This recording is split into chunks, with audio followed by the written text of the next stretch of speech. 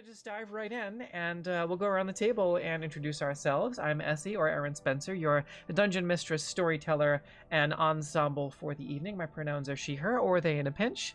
And we're gonna go around the table, and let's see. I'm gonna pick on Garnet first because she's actually in the right place while I adjust the camera. So, Garnet, who are you? What you got going on, and who are you gonna be playing tonight?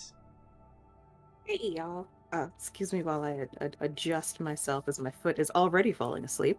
My name is, I go by Garnet. I also go by Ashton. I will be playing Amina Nzinga this evening. She is a very chipper Eladrin bard, and she is just super excited to start adventuring and find her way to the actual bard college so she can learn stuff. Awesome. Thank you, Garnet. And let's go with Avalon. Hello. Yeah, I'm Avalon, she, her, or they, them, and I play Willow, the, what do I play? Armor, Artificer. I forgot words. Words are great. I am here twice every 2 weeks. I'm on the server. I also voice act, mostly for shows through Faustian nonsense. Actually, one that I'm in right now, it has a crowdfunding going. It's called Karen 1%. Give me just a second here. Sorry, I was trying to get back to the elevator pitch about the show. You're good. It is a sci-fi musical drama about a black woman who becomes a product manager for a secret federal agency. She's so good at her job that she finds out the products are evil. The story is about her regrets, how they control her, and the ways she tries to overcome them. In that, I play Elba 1, an artificial intelligence that slowly becomes more human and gains more sort of human aspects. It's really exciting. This is my second or third computer part, I think. It's so cool. I've already been doing like some work with the director on this and stuff, and we've been talking about whatnot. So yeah, check it out. It's on Seed and Spark. It's a campaign on there. But yeah, I'll get around. Yes, you do. And I will link your link tree momentarily. Eventually, Sorry, I'll everybody. actually We were have running. a link tree for you. Yes, we were running a little late, so we just have to adjust cameras on stream. But with the new avatar, Harmony Knights, No Ordinary Heroes, the Demoness. Hello, who are you and who are you playing? Hi. I am Renee, also known as the Demoness on my channel. I go by she, her pronouns, and I will be playing Harmony Knives, also she, her, my draconic sorcerer warlock, Sorlock? Yeah, War a little bit of everything. How do people combine those classes again? Sorlock? Sorlock, there we go. Yeah. Words are hard. But yeah. I suggest Warcerer as well. Warcerer? I like that. I like that too. But yeah, she's here, she's queer, she's ready to kick butt and maybe commit war crimes. I think she's already committed a war crime. Has she already committed a war crime, technically? How many Geneva Conventions have we broken? You know, it's Geneva doesn't exist in Valerian. Crimes. I mean, there's our no Geneva here. Yeah, our last campaign was be gay, commit cosmic war crimes specifically. So yeah, it's kind of a thing. As I slam on my keyboard. Okay, Geneva, who is she? Stress stress the point there. And yeah, that's me. I don't think you'll be tried for war crimes as long as the military you are a part of is the one in charge.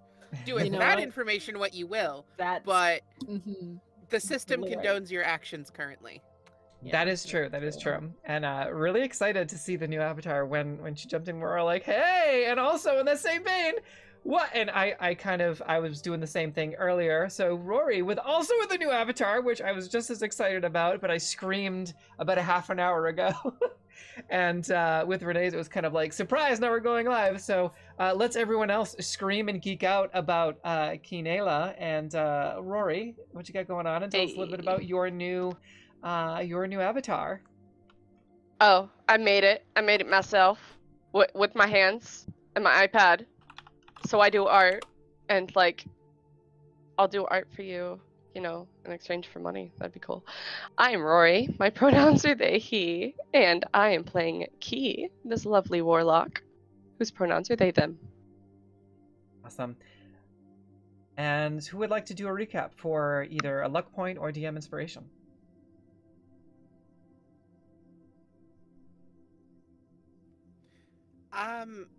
I might need help filling in some of the details, but I remember a gold dragon? Question mark? Yes. Arriving That was a on the deck of the tarot ship. card pull. Yes, it was.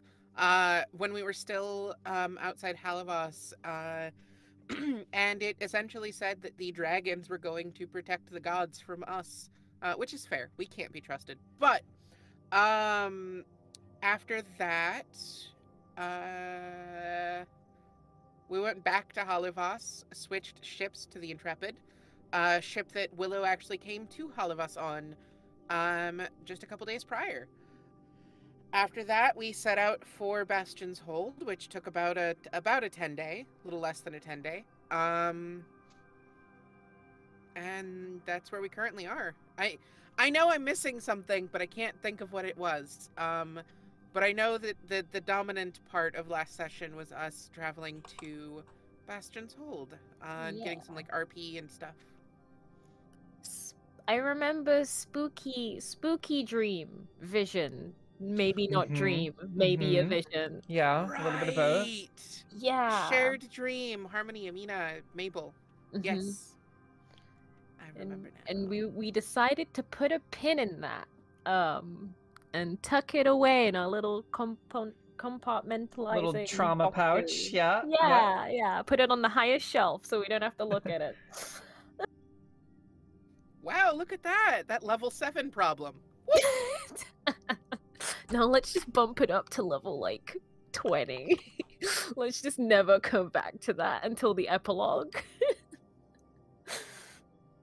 Well, go ahead and give yourself DM inspiration, both of you. And if you already have it, go ahead and take a luck point, add that into your temporary luck point. And again, any luck point that is given out through inspiration or through a tarot card expires after you use it. So that you can kind of stockpile this. That being said, currently playing one of our music partners at ASKII, and we are grateful to have them as a music partner. They are awesome. Go check them out. Links in the chat. Also, this is a game and an entire community that is queer witches playing tabletop role-playing games. So if you're queer or a witch or enjoy tabletop role-playing games, you can jump into our Discord there for more of all of that. But without further ado... Oh, and of course our tarot card system. I know a lot of people are checking us out tonight as a new thing, so we appreciate y'all. We see y'all. And this is the deck. It's the Adventurer's Tarot, D&D themed tarot specifically, my personal favorite, other than the one I actually use for like actual readings or craft or someone's gonna pay me. And I'm lighting candles and getting real spooky and the lights are flickering in my house. That one is over by the altar sitting next to Isis. So, but the one for a D&D, yeah, it is. Nikki, take care of yourself. I know you want to support the chat, but take care of yourself. It is beautiful. So Weird Works LLC. Also, Nikki, we love you. We're sending. Feel better. I know.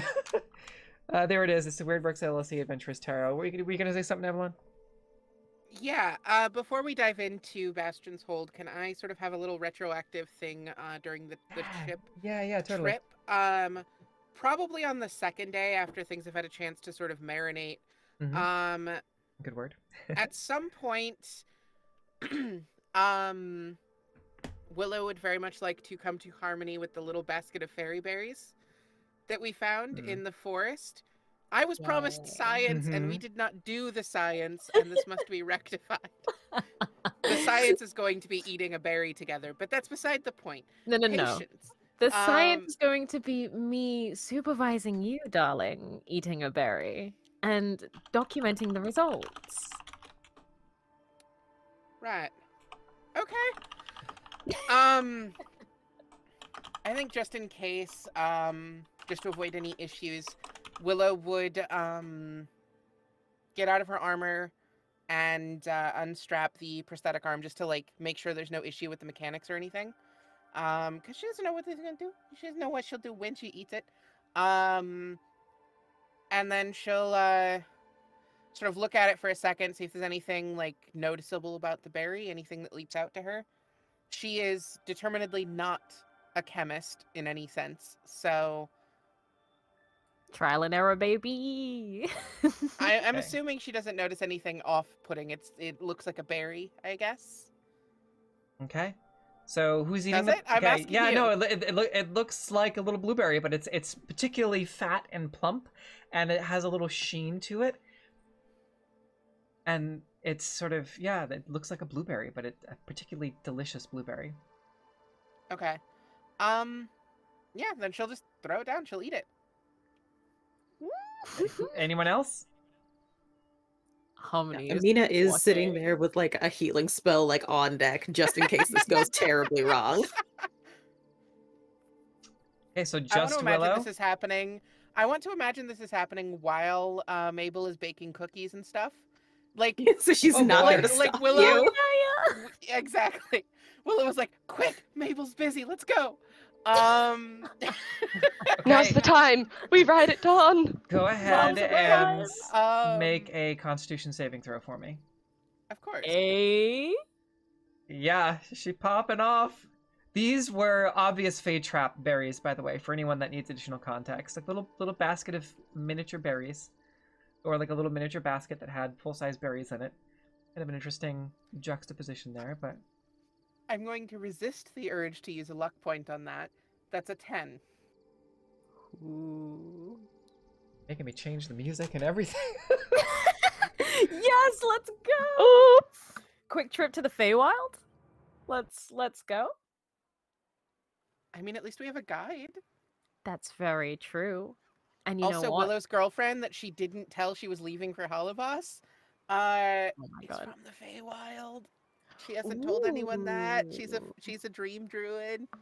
Ooh. I don't know what's gonna happen with that. I didn't write a resolution to that. Like in my backstory doc, I'm just like, yeah, Willow didn't tell her. She assumed her friend would. She just left. I don't know what she knows. Willow doesn't know what she knows or what's gonna happen, but Hello. she's very short-sighted.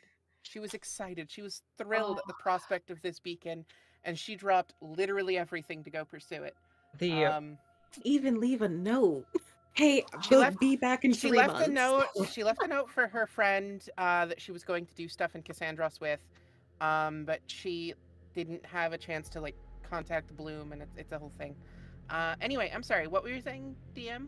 okay, you know you know what a ship looks like, right? You know that a ship has interconnecting boards and Great a start. mast and everything like that. Yeah. Are you below deck in the hold, or are you on the decks? top.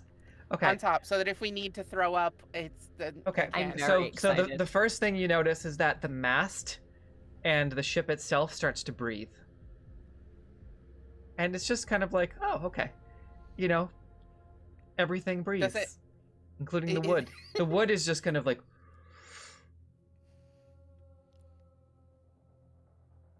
I look and the mast towards is where also the, like everything is I look- moving slightly. I sort of like study the ship and see if I can discern any other details or anything like that. And as she's doing this, Willow relays everything that she's seeing and experiencing out loud. In the name of science. In the name of Harmony, definitely Science has as little... understood by an actor, not a Okay. scientist. Just want to be clear on that. So you're relaying this, but what everyone else is hearing is something that is much more slow, and it's kind of slow, and it kind of drones out like, "Hey, the mast is breathing." Fantastic. Something Thrilled. along, yeah. The So things that Willow does in the name of science. Harmony is Get definitely high. making notes. Yeah. Yeah. Presumably, if she were a chemist, she'd have been smarter about this, but she's not. Can I'm gonna- Harmony like Um, snap her fingers in front of oh no, Willow's face? I was gonna just say, to what does see, what does like- Harmony look like too? Harmony is just a little bit wavy. As Harmony snaps her fingers, I'm gonna just turn my volume down just a smidgen. 75 sounds good. Okay. Harmony snaps her fingers, and it's like this shockwave that just continuously assaults your senses, and you just hear this ringing in your ears after Harmony kind of snaps. It's like somebody's casting a spell right in your face. And as you kind of close your eyes and open to readjust, everything around you starts to blur, and the ship kind of fades away below you. And all of the colors start to kind of swirl and blend together before fading into darkness. And then you feel like you are in this three-dimensional plane of darkness, of just blackness, of void, kind of moving forward on your feet touching something. You're kind of floating, but also moving forward at the same time. And as you kind of rapidly move, you can feel wind rushing against your face. And the darkness turns to almost like this shadowed portal that you can see before you. And as this portal starts to form, you're almost getting a second glimpse of another world. There is mist all around what is forming now as these two stone archways with the same kind of pattern of interconnected sort of knot patterns, very Celtic, that kind of winds all the way around the arch, and the runes are glowing. Is it what? Is it almost like Key's background right now? The swirling, something like darkness that. And mist. Something like that.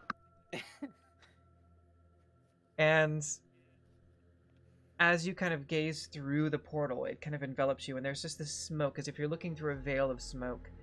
And you can see that there is a statue of this elvish warrior at the far side. And this elvish warrior has, it's a stone statue, and there are wreaths and flowers adorned around the statue itself, as if this is a place of great importance and great ceremony. There is a plaque, but it is written in a language that you do not recognize as any language that is... what languages do you speak?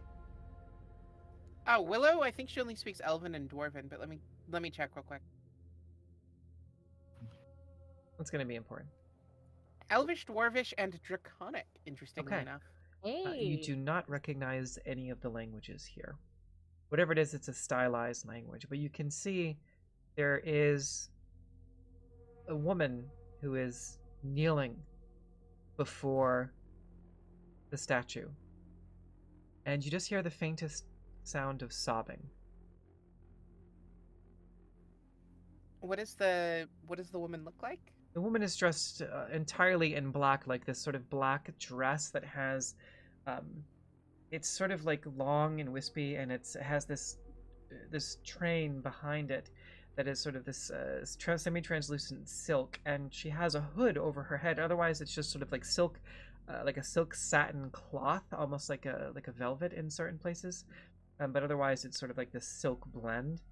And she has sort of like leather buckles and straps around that you can see kind of that come in front, almost like an armor. And her hood is up. It's like a pointed hood, almost like a witch's hood. And you can see there is smoke coming from her face. She is not facing you, but there's smoke coming from under the hood. Like black, shadowy smoke.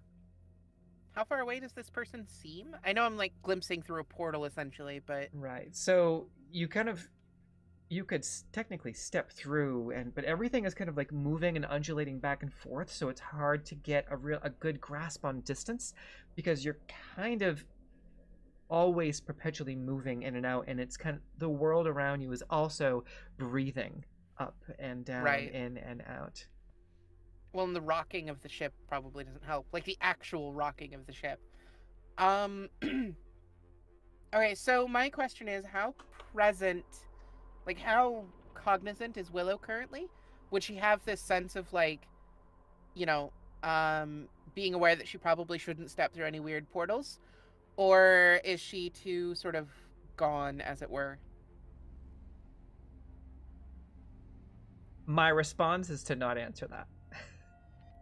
Understood. Or the answer to your question is to not answer it. Science. You're a terrible influence. I am. Do it for science. Do it for science. The things Willow does for science. Mm-hmm.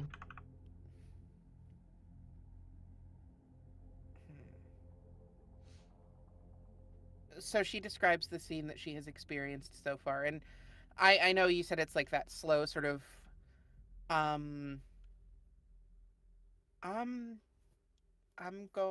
gonna try to go through the portal. And she'll take a few steps forward. Yeah, well, what she thinks is forward anyway, towards it. You kind of step through, and it's almost like stepping through a thick veil of fog. And the portal still remains behind you. It's like stepping in between two worlds, one that is comprised entirely of blackness, and another one that is vibrant and colorful, yet somehow somber in the situation. And you kind of step through these ripples, almost like stepping through a filmy barrier of gelatin, but it's sort of like liquid, but it doesn't moisten your clothes. You just step through. It's a very strange sensation, like almost like when you put your hand through water. So your whole body walks through essentially this upright barrier of water, but you do not get wet in the process. You just step through, right, and you can see this green cliff top shrouded in mist, and this woman in tears. And immediately running around you, you see very unique figures. An elf, a bugbear, a hobgoblin, a fairy, very small fairy, and a half-elf kind of rush forward. And they seem to be digging for something below the surface of the statue. And one of them begins to cast a magic spell. And you can see that a small latch at the bottom of the statue just opens, kind of slides out. And eventually, they're able to recover a small, ornate steel chest. It has the same runes and seems to be glowing with this silvery light and has these roiling shadows coming out of it. These 5 individuals that seem to be acting with some semblance of importance or urgency. Somehow between the basin that was at the base of the statue, this receptacle, and the digging about just a few feet below the base of the statue, managed to open this chest. Shortly thereafter, there is this pulse of energy that sends you flying about 20 feet back through the portal. But you can see still that visage before you. And as the smoke and dust clears, these 5 individuals that had dug into the ground, that had accessed some form of hidden magical receptacle that seemed to contain a key of some kind inside of the statue. There now stands where the 6th woman was, the woman with smoke roiling from her hood. She pulls the hood back, and she is headless. And there is thick black smoke billowing from her neck. The individuals beside her kneel in reverence and present to her the opened chest. She reaches in. Go ahead. Sorry. Do I get the sense that any of them have noticed me or had noticed me when I was closer? No. No. You seem to be an observer. When I was closer, was there anything I could see on the statue for identifying at all? That I can read? I know you said there were languages I couldn't. Just the plaque that seems to be in a language that you don't understand or recognize, given your 3 languages. Okay. While they were doing that digging and messing about with the box and stuff, could I try to sort of memorize and relay details about the statue as much as I can in that handful of seconds before that happens? Yeah, go ahead and make an intelligence check for me. Sure.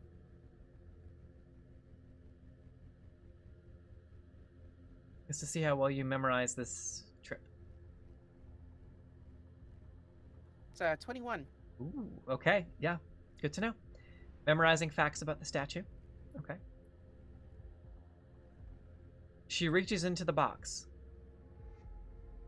And she pulls out what seems to be a round object in a old, dingy sack. She stands to block your view, reaches into the sack, removes an old decayed head from it, and places it atop her neck. The smoke billows and roils once more, and you can see this sort of circular spherical void that appears before her, and the wind kicks up once more. It's a slow burn this time, and a second pulse of energy. You slide back, and as you gaze into this viewing portal, and the smoke clears a second time, the 5 individuals, now on their hands and knees crawling, pick themselves up to the point where they remain kneeling. And you can see a completely different visage before you. Almost as if, toned in grayscale, there is a figure that seems to walk amongst both worlds standing before you. Enthralled and embroiled in shadow that seems to compose her very essence. There are 2 menacing-looking black and silver blades that now glow, also roiling with smoke on her back. Her robes of mourning now switched to, seem to have been replaced by this battle-ready leather armor with about a dozen straps and belts that seem to wrap around her in this form-fitting leather armor that she's wearing. The hair is sort of braided on one side, almost like an undercut with a braid swept over to one side, and she kind of runs her fingers through her hair, and shadow roils from her fingertips and from her head as she does this. She looks up to face the statue, still not facing you, and she reaches out a hand to the statue.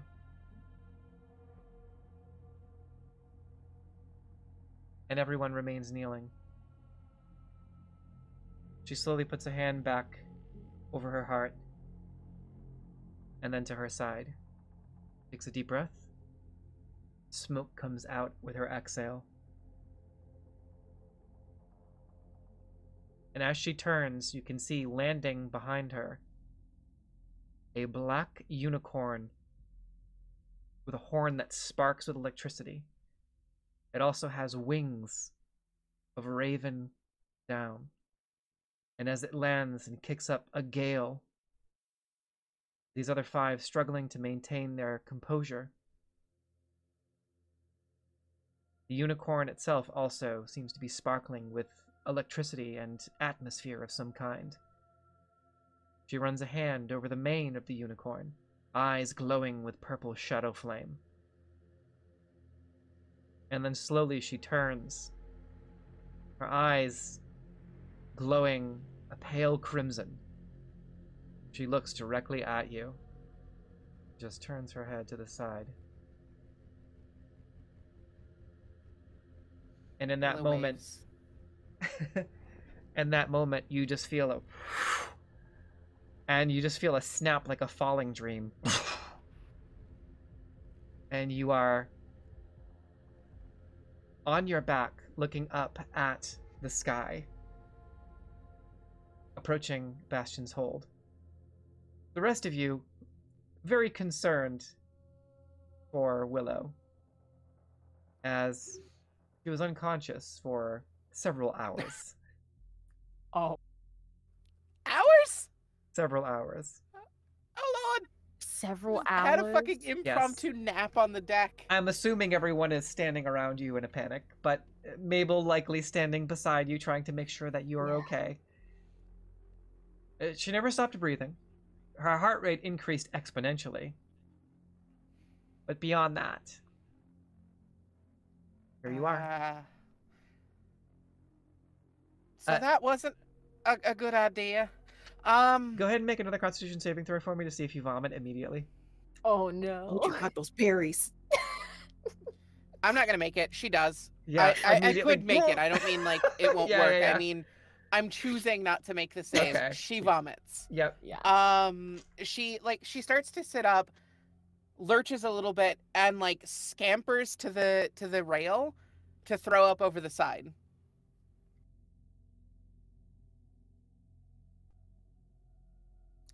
Oh, I think you muted yourself somehow. That's because I forgot to hold the fucking button. Yeah. Silent retching. Yeah. It was very dainty. Yeah.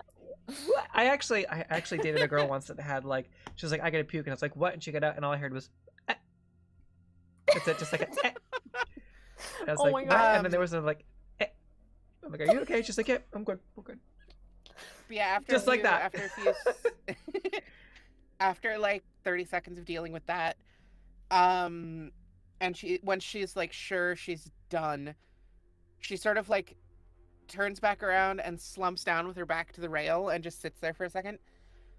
Oh, all right. I'm all right. I think. Oh shit. Are you sure? Because, darling, you were out for several hours. Hours. Seriously. Hours. Yes. It felt like just a few minutes to me. That was so much more than I could have expected. DM, how many more berries are left? I only ate one. Probably, I think 5. 5. Yeah. Do I get the sense that they're like spoiling at the rate fruit normally would? They look they completely fresh. Okay, and we've had them for days. So, Mm-hmm. okay. That was a bad idea, I think. And she like explains everything she saw, and gives this like detailed description of the shadowy figure in smoke and the statue. Does any of that sound familiar to you? She asks Amina. I'm assuming it was Feywild stuff. I don't know anything about it, but I mean there was a fairy there, and I think I would need to see the statue myself in order to really know if I know what it is. There's quite a few statues just in the Feywild, so I don't exactly know. right. But what about the woman? Smoke. would I out of her know neck anything and- about her? Okay, Amina, please make a history check at advantage because you're from the Kyrosian Empire. Oh, it's a Kyrosian thing. Kind of. Ooh. Kind of. Alrighty then. Got a 9. Hold on. 16 plus history. So total of 19. 19, okay. What they're describing seems to be coincidental with an ancient legend that the Empire is actively investigating.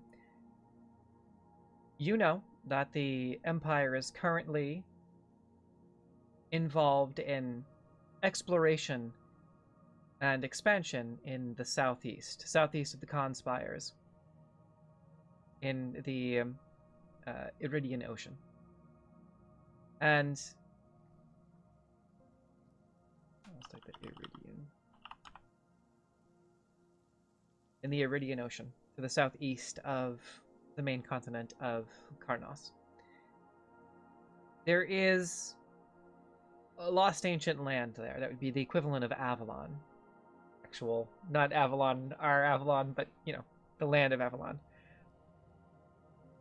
I know what you're talking about. There is an ancient land that is shrouded in mist known as Veralia.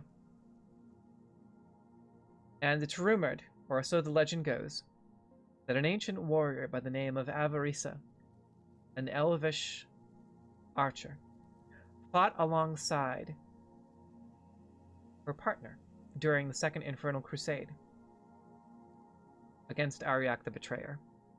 Side by side, Avarisa and Kalia Keleneth fought with a force of fey creatures at their beck and call, at their command, against Ariak, after the war choosing to retire with those who sought the promise of peace everlasting, seeing how easily the mortals were twisted and corrupted by Ariak, a contingency that bound them to both the Feywild and the material plane, promise that they had made in order to fight Ariak, bid them to return, never to have contact with the material plane in full ever again, lest they lose their own brethren and siblings in a war that was allowed, a crusade that was allowed to happen because of the vulnerability and corruptibility of humans. The first dread lieutenant of Ariak the Betrayer, famously or infamously, a governor protetores of the Arcassian Empire, became the dread lord of Ariak's infernal horde. After fulfilling this duty, these two heroes, along with both the creatures of the Fae and many elves, many of your kin, who chose to travel with them and leave this world behind, traveled to the east into mist, into the ancient undying lands of Veralia. And it is there that they remain shrouded in mist. But there are members of the Zenith who believe that old myth from thousands of years ago may be shrouded in truth. And like a contemporary lost ancient civilization enthusiast, they actively seek to discover and reconnect with this ancient land, believing it to be a physical place. So far, their explorations and expeditions have been fruitless. But what the Zenith has discovered is that there is an abnormally thick shroud of mist, a perpetual mist that surrounds a landmass that they have seen in the distance through the fog, but have never been able to reach. Whoever travels into the fog and the mist ultimately sails right back out the other side from whence they started, several hours later. However, even being able to see a landmass in the fog, once thought of as a hallucination, is now considered to be proof that this landmass actually exists, and that there is a particular brand of arcane magics at work that protects it. And the Empire is determined to make contact. The statue of an elvish woman with a bow and arrow is likely the hero Avarisa. And with a 19, uncertain as to who the other individual is. It could be a creature of myth, one that you recognize as a Dullahan, or it could be connected somehow to Kalia Keleneth.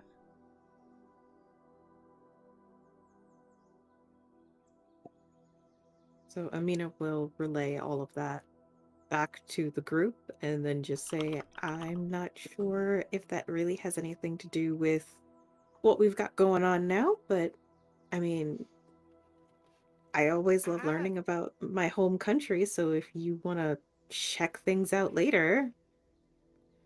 Maybe. I mean, if we're chasing down these beacons, we'll be in the Kyrosian Empire eventually. Just Yes. because there are some over there. Fuck, I lost my train of thought. That's a heck of a trip. Yeah. Indeed it was. Oh. Here, I don't know if these are useful, but there's still 5 of these berries. Do you want them? They might be more useful to you than they are to me. If I could, would it be okay if I took one? Sure. Thank you. I don't see why not. And Willow will give her a berry. And then hold out the little basket for Amina if she wants it. Yeah, she'll take it.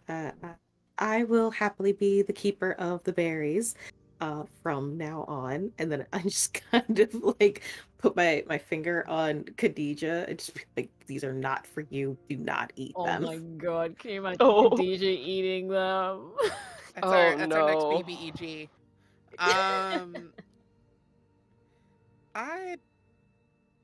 I don't know what's going on, but I mean, we just left the gods floating in the ocean. So, some ancient myth being real, it doesn't seem that that impossible. No, it doesn't. What do you think? She looks toward Key. Well, is Key there or not? Probably. Yeah. What do you think about all this?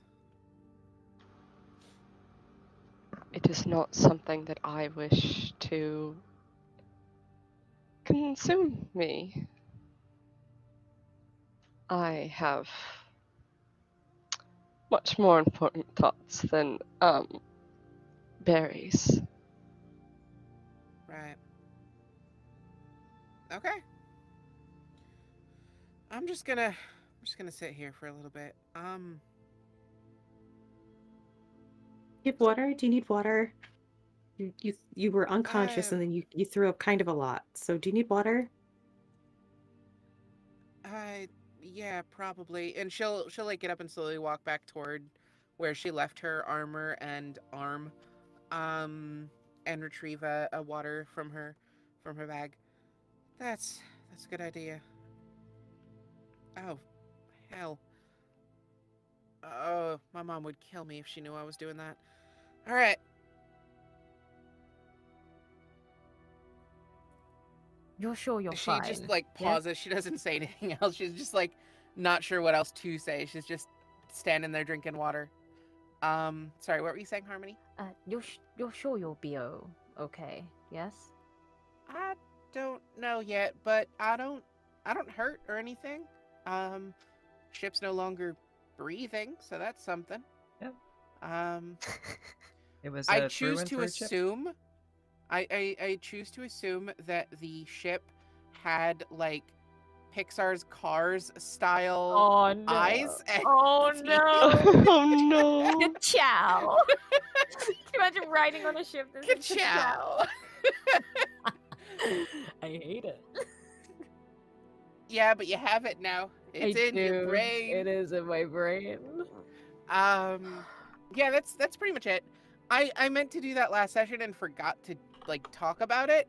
No, you're fine. But That was amazing. yeah, I appreciate that. That was great.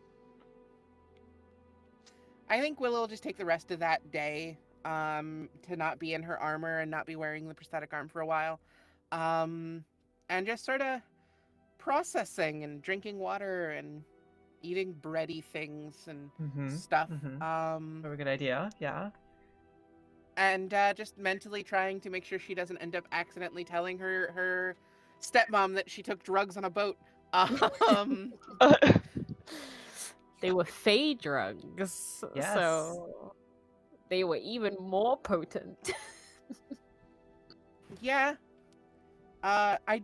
She does think that trading the little wind-up toy for that was not a fair deal, but in the sense that she ripped off the Fae on accident. Yeah, that's it. That's all I got. Yeah. Harmony will definitely, like, occasionally, like, every hour or so, just come and check in on you. Make sure you're not losing limbs, passing Also, out. someone drew a tarot card. It's Anna. Ooh.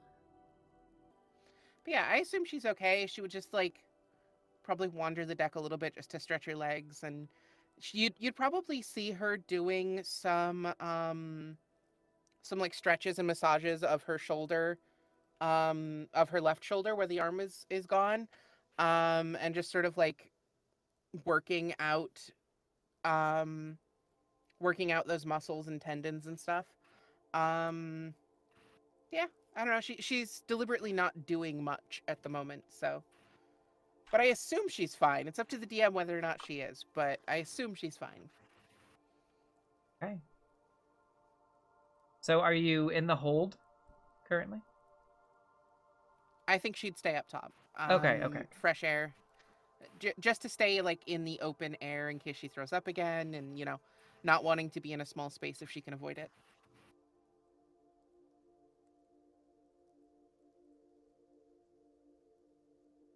Stand by while I open up. I realized I was in the wrong dock here. I'm in the Zentarum dock, and I need to be not in that one. I need to be in the Heavensfire dock. Do it. Because this is Crossover that's the episode. wrong stream, y'all. Gosh. Crossover episode. Let's go. Love it. Hi, Also- Ava. I see you. I'll definitely let you know. Heavensfire. There we go. That's the one. Good. Just want to mention my appreciation for it.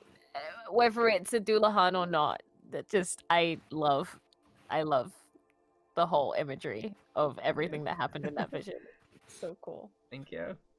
So, that is an excerpt from the Heavensfire prequel that we did over on World Building Weirdos.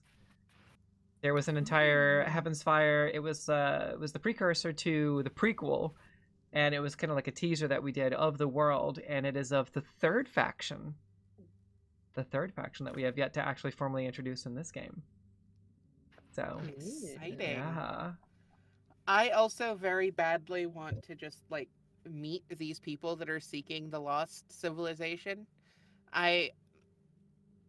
Archaeology is so cool, you guys. It really is. Anthropology is so cool, you guys. Oh, I was like, where is it? It's on my phone. Aren't you glad you took drugs for science? Hell yeah. I think once she's had a chance to sort of process her thoughts a little bit, she'd probably look toward Harmony again and just thank you for being there for that. Of course. I think we might need to be a bit more methodical with our science in the future. I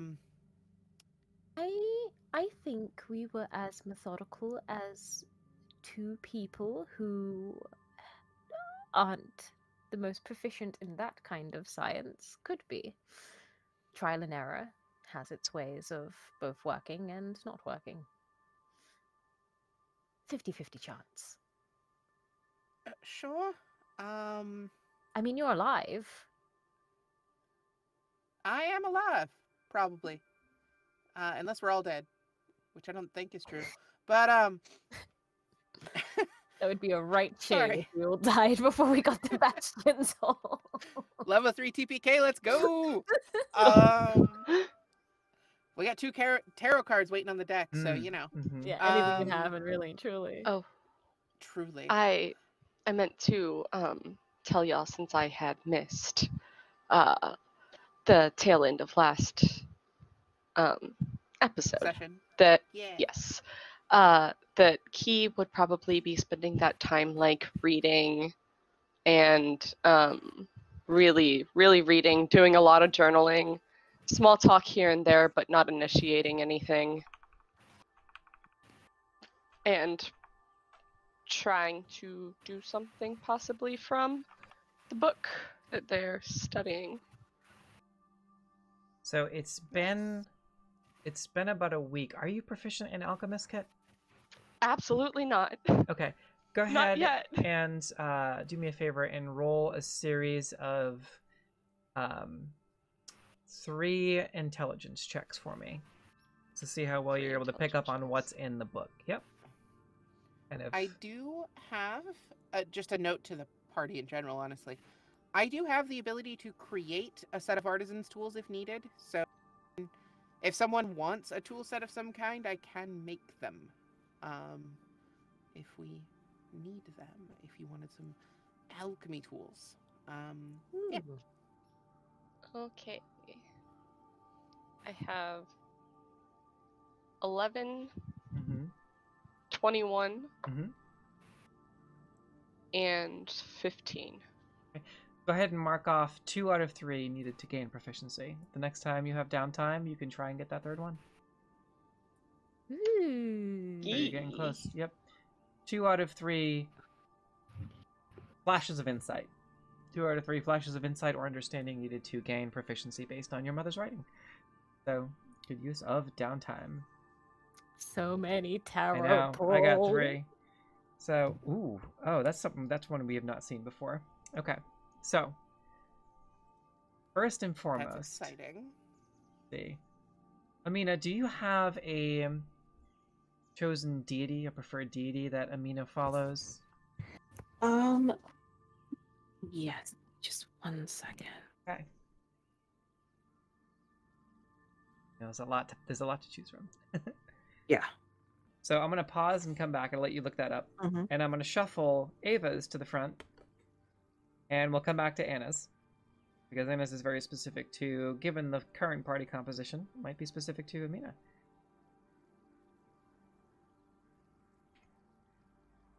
Cool, okay.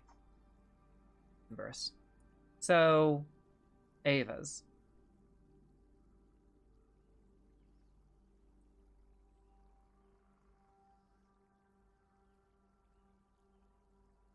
There's also 2 more cards in the queue. All right. Can I have everyone actually? Given that you just had that specific vision, Avalon, can you go ahead and roll a d4 for me? But of course.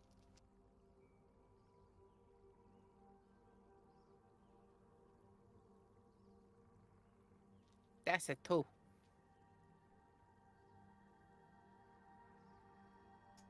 Roll again. You already did that one.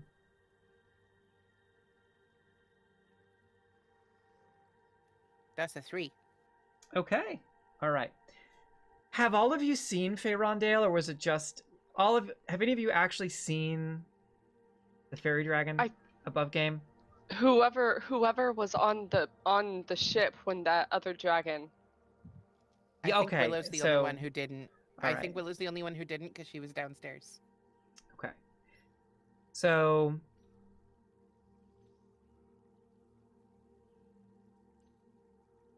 as you are recovering, Avalon,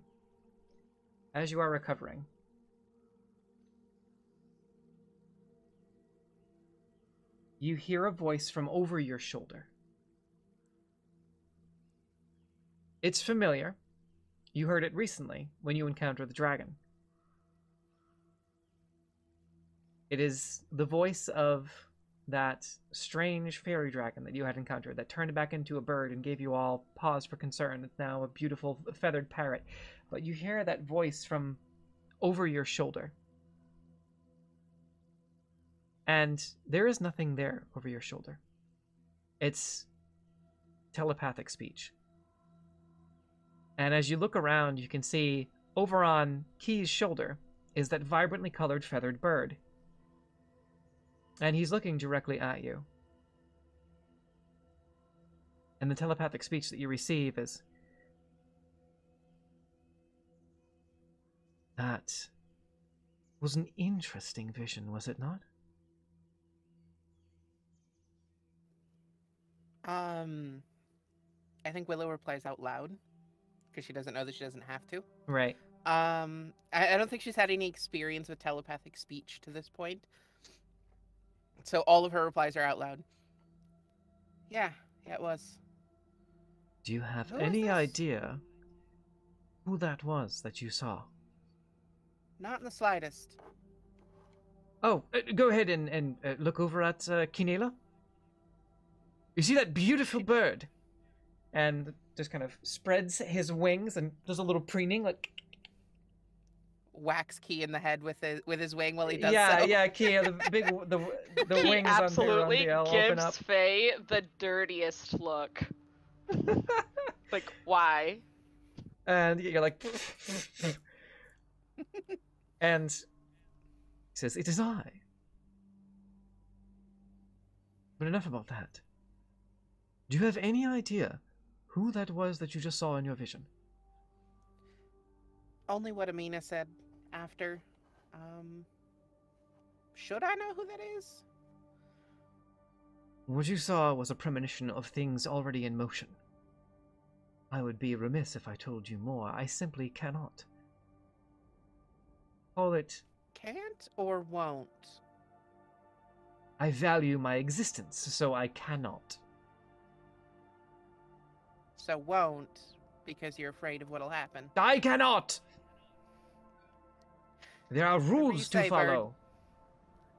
I am not a bird, this is just a visage! A very beautiful visage at that. Well, it's a bird. You look like a bird. I am a High Council member of the Fey Court!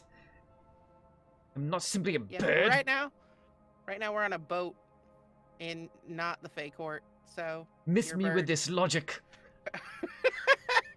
Miss me? Miss me with this No, logic? please. I love him. What am I supposed to do with this information? Why are you telling me this? If the head of the Dullahan, Dinela Keleneth, has been returned to her at the feet of the statue of the warrior goddess Everisa, it means that the mists of Veralia will soon part, and the rest of the world will have access to the Shrouded Isles. This vision is a vision of utmost importance. Somehow, I don't know how, with whatever is happening, something big. And indeed, Why was that is the figure of Kalia Keleneth, the ancient warrior of shadow, and her steed, Luru, the shadowed avatar.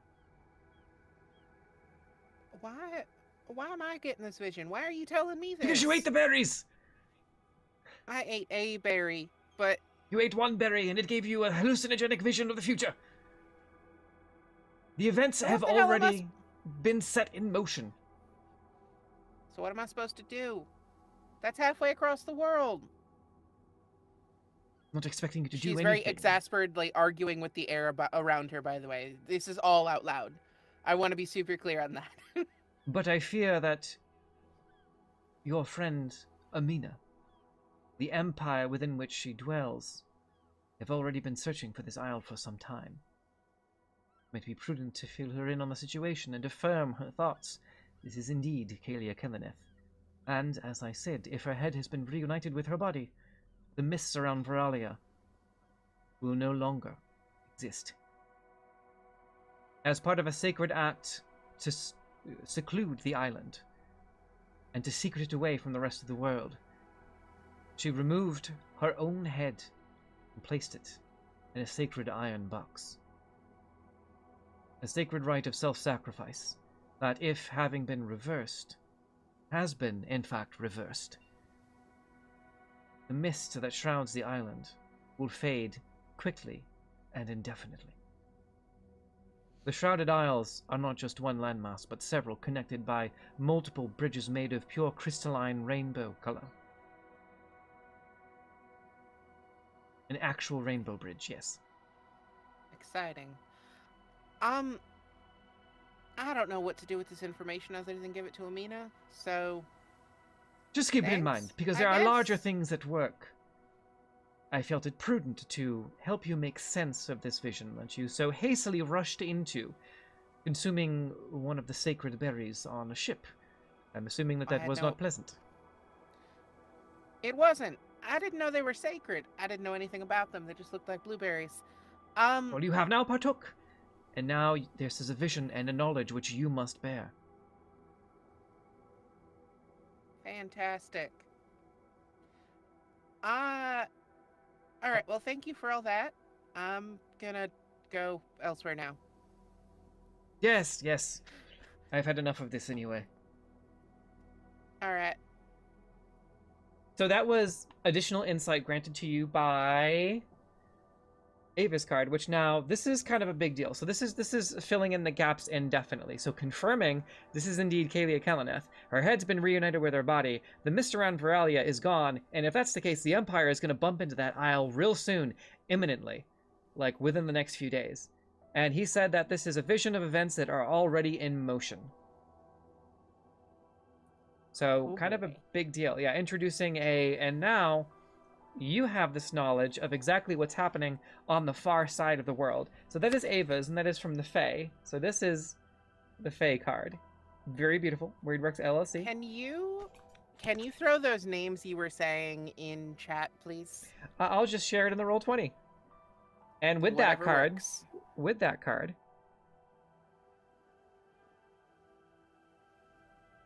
So, yeah, thanks to Ava, you get to actually see the, there you go. That's the woman in your vision. Kalia Kalaneth, Mistress of Shadows. Oh, that is fantastic. Hi, Mom. Love it. And her trusty steed, the shadowed avatar of Leroux. Ooh. And those are under the Fantastic. tab Veralia. Pretty pony. Yes, of which I will be adding more.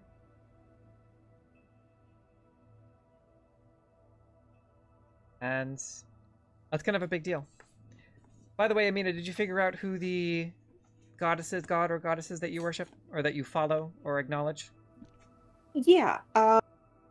Well, definitely Isindra, but also Lyanra as well. Like both of them are just kind of the ones that she would be the most. If she got into something super deep, those are usually the two she calls upon. She's not like super devout, just because she never really wanted to like be a cleric or anything. Mm-hmm. So she's just like, these are the two that speak to me the most in terms of what I want with my own life. So, but she's more leaning toward, am I saying that right? Lanaria? Lanaria. Yeah. Lanaria, Okay. yeah. So go ahead and...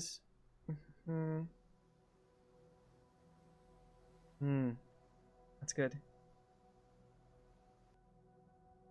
Go ahead and roll a d4 for me, Amina. Oh, D4. Yep. Hey, Transgirl 101, thank you for the follow.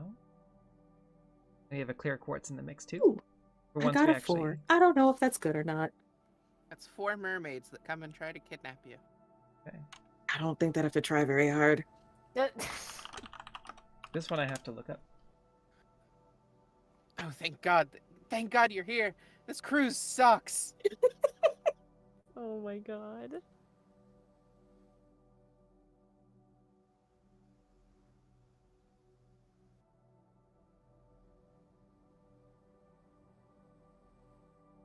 Okay. Wow, that is going to change the course of the game. Oh no. Okay. So, Anna, I just want to let you know, the card you pulled is the Celestial. Very pretty. And it was upright.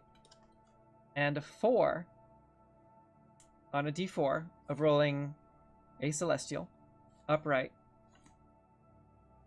is the party gains 1 advantage at the DM's discretion in any way, shape, or form, whether through a physical avatar, a vision, or a blessing, of the Planner Ally spell.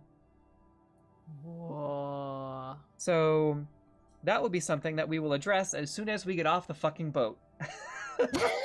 Because I demand will 3 more sessions on the boat. I will remind both our friends in chat and our cast members that all of these tarot cards we have to get off the ship first. Okay. And there is something that we can roll for. There is a clear quartz. So go ahead, and I'm gonna have the Rollies. 4 of you. Yep. Do actually. So Willow just got a benefit, and Amina got a benefit. So I'm gonna say Harmony and Key. The 2 of you each roll a d20 for me. Rollies. All right. Yeah, rollies. I got a 15. Okay. I got a 10. Okay. All right. Key. So you are going to gain advantage on the next insight check, or a character suffering from a status effect may choose to gain 1 blessing of lesser restoration. I'm assuming you're going to want the next advantage on wisdom insight. Yes. Okay, so remember, everyone, you're responsible for keeping track of these in your notes. I recommend the additional info section in your character I sheet. have a nice. Okay, Oh, cool. I have a nice sticky notepad and a pencil. So thank you, Godkin Devon, for the clear quartz, and that will give Key advantage on the next insight check until they use it. So we got a couple more, and I think we can do the other one while we're still on the ship. So Ava had the Fae, Anna had the Celestial. The Fae we were able to take care of. And Nick and Husky, this one I think is a quick one. So that would go to Renee by default. See, we're getting really good at this. We're kind of chugging along here. I know exactly where this one is. And because it's Renee... Ooh, yeah, roll a d4, Renee. Ah. D4. Durgan. It's a Durgan. 1. 1 dragon. Okay. Once again, to all my friends who I love very much, we have to get off the ship first. I'm fine. So- I'm fine with like This fast just makes you forwarding want to that. stay Yeah. on the ship even more, seeing how much you're like, you gotta get off the boat. We're like, And the we're other like one- pulling up to the docks, and there's like 3 X's and a Yeah, pissed yeah, off yeah. dog, and we're just like, nope. It's like, And We are chaos. What did you expect? Rory, so Nick, yours was the Ranger. Okay, the Ranger card. And one of the Rangers, rolling a 1 on the Ranger card is upright, is a representative of one of the following organizations of the DM's choosing. It reaches out either in an ambush for the characters or with a proposal for the characters. One way or another, there is a social encounter. Or, if appropriate, in the wilds, if it's inverse, it would be a combat encounter. I'm going to sneeze. Woo! Excuse me. Bless you. And then the other one is a weakly aspected 3 of humanoids. It was kind of sideways, but it's inverse. 3 of humanoids, upside down, and that is another social encounter, which we'll get to. So that was from Rory. So, in the meantime, in order to do the first 2, to do the Celestial and to do the Ranger, you will need to get onto dry land first. And I also have a wild card from last session that I can use. It is an upright dungeon mistress, and it allows me a wild card wherein I can give you a little DM boop as needed. I thought, did you have one in this game too? I thought that was. Yes, I did. I had one in both games. I had a negative Wow. DM boop in the other one. So I had Vigvisir inverse and Oh. Stormwatch, which is so that was inverse. So it's a DM boop for a negative. This is upright, so it's Right. a DM boop for a positive. So I'm gonna Okay, put that no, we're aside good. there. We're good. Okay. Okay. Whew. All right. Thanks, everybody. Yeah. I'm going to check and, make sure we have nothing else pending in the queue. We've addressed all of Also- those. Did you throw those names in the Roll20 or nah? The names from the vision? Yeah, I saw Okay. that the things pop up on the Roll20, So but they're in a tab called Veralia, if you wouldn't mind going Okay. over the tab and pulling them out of there. no, Please and thank you. that makes sense. I just didn't connect things properly. Okay. Thank you. Yep. Yeah.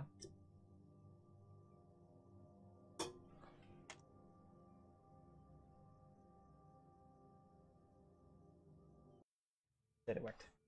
Okay. I'm gonna reread the intro here for Bastion's Hold.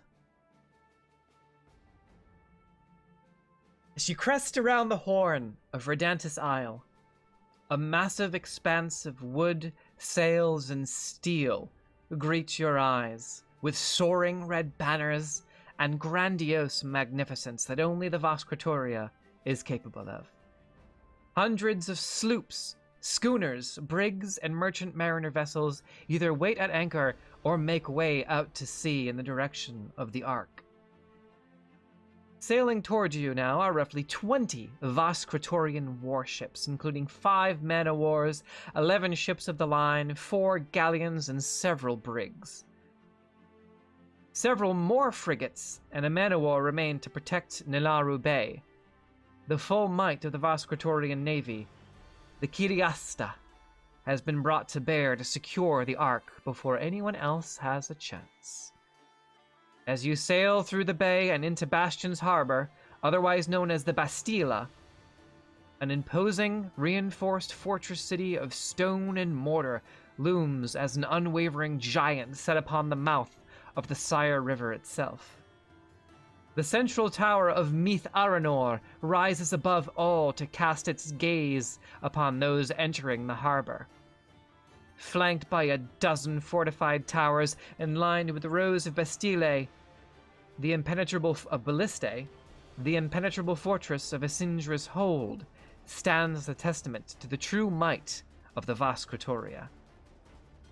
Suddenly, a high-pitched bestial screech lingers above you, clawing at your eardrums as 6 griffin riders soar by overhead while patrolling the harbor. A show of true might and majesty. Beyond the 30-foot-high walls that enclose the military might of the crown itself, a bustling city of national pride, military achievement, and storied history awaits you. Getting closer to the harbor, you can see the old pre-rebellion wood and stone buildings that comprise Bastion's Hold, that stand as a testament to both the crown and the unrivaled masonry of the men and elves that constructed them hundreds of years ago. A chill breeze blows in from the west as you make your final approach to the docks of Bastion's Hold.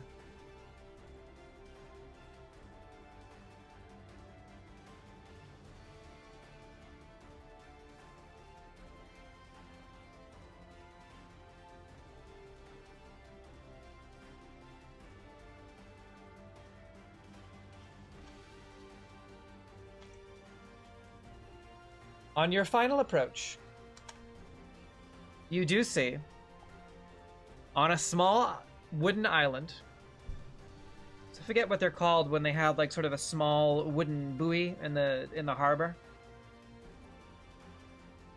sort of contrasting the might and majesty, you see essentially a small gallows that has been constructed, of which 3 individuals hang from. It bounces in the harbor, a contrast to the majesty, and your ship passes directly by it. And you can see the 2 on the left and the right, they're just skeletons at this point. And it says, "Behold what happens to those who commit piracy against the crown." And in the center, there is a dwarven skeleton, and there is just sort of a dwarven corpse. It's kind of like a dried, and it's kind of, it gives you a contrast. And the half-elven skeleton in the center that sways. The sign on it says Vierith, just the name, Vierith, and then below it, it says, "Come, take your revenge," as if to taunt someone or something. Spicy. Oh, So it's boy. kind of a come and take it. So dwarven skeleton on the left, a humanoid on the right, seems to be human, and then a half elf in the center that sway on this gallows. And again, the dwarf and the human note about piracy, and in the center there is the name Vierith, and below that come take your revenge, or come and take your revenge, with a little ellipses, as if taunting someone or something.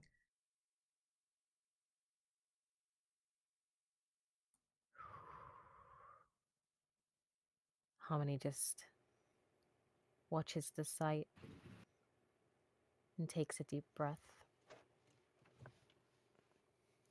looking at the sign quizzically. That's one way to welcome people. Yes. I think Willow just frowns and looks away. She doesn't really have anything to add. She just. Okay. And I will say, like, during the trip, Willow did relay all of the stuff that Bird. He has a name. I don't remember it. I don't know that Willow ever knew it. So. Favendale, the third of the House of the Seventh Son. Yes. Yeah, like I said, So- Bird.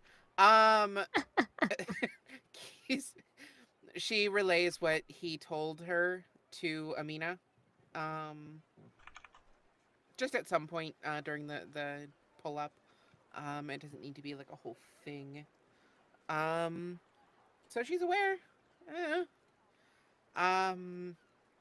Yeah.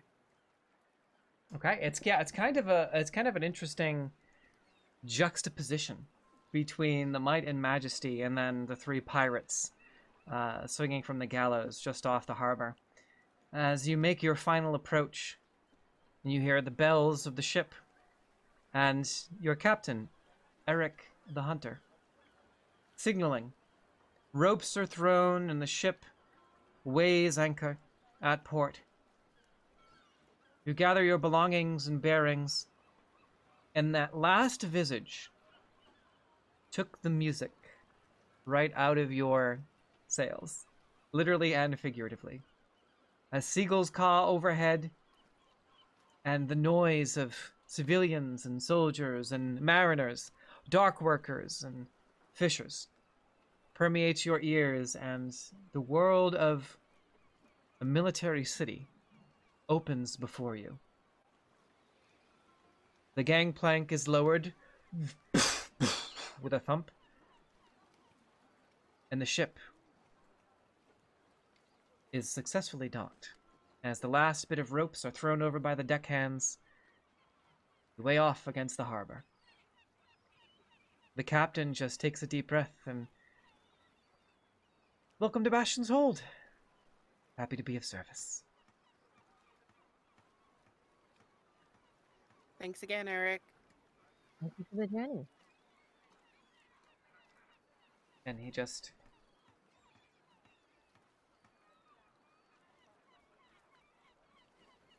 I have no idea how to have gotten to Halivas form for you, so let me know if there's anything you ever need. Of course, happy to help. I believe I'm going to be requisitioned to transport you as needed, but in the meantime, my services are needed elsewhere. Demands of the crown, of course, and I have to check in with my father, of course, to start the day, and beyond that, I guess we will see where the Vascatoria sends me next. And the first mate just kind of gives you a little waddle and a salute, and the Lokatha, yes. Must protect. As they're sort Cute. of leaving too, Willow points back up to the rigging that she fixed early in the trip. Mhm. That should hold more or less indefinitely, but of course keep an eye on things just in case. Let me know if anything else ever needs tending to. I'm not super experienced with boats and such, but I'm good at machinery. So just let me know. Get this. Oh, that's good. I'll add your ship over here.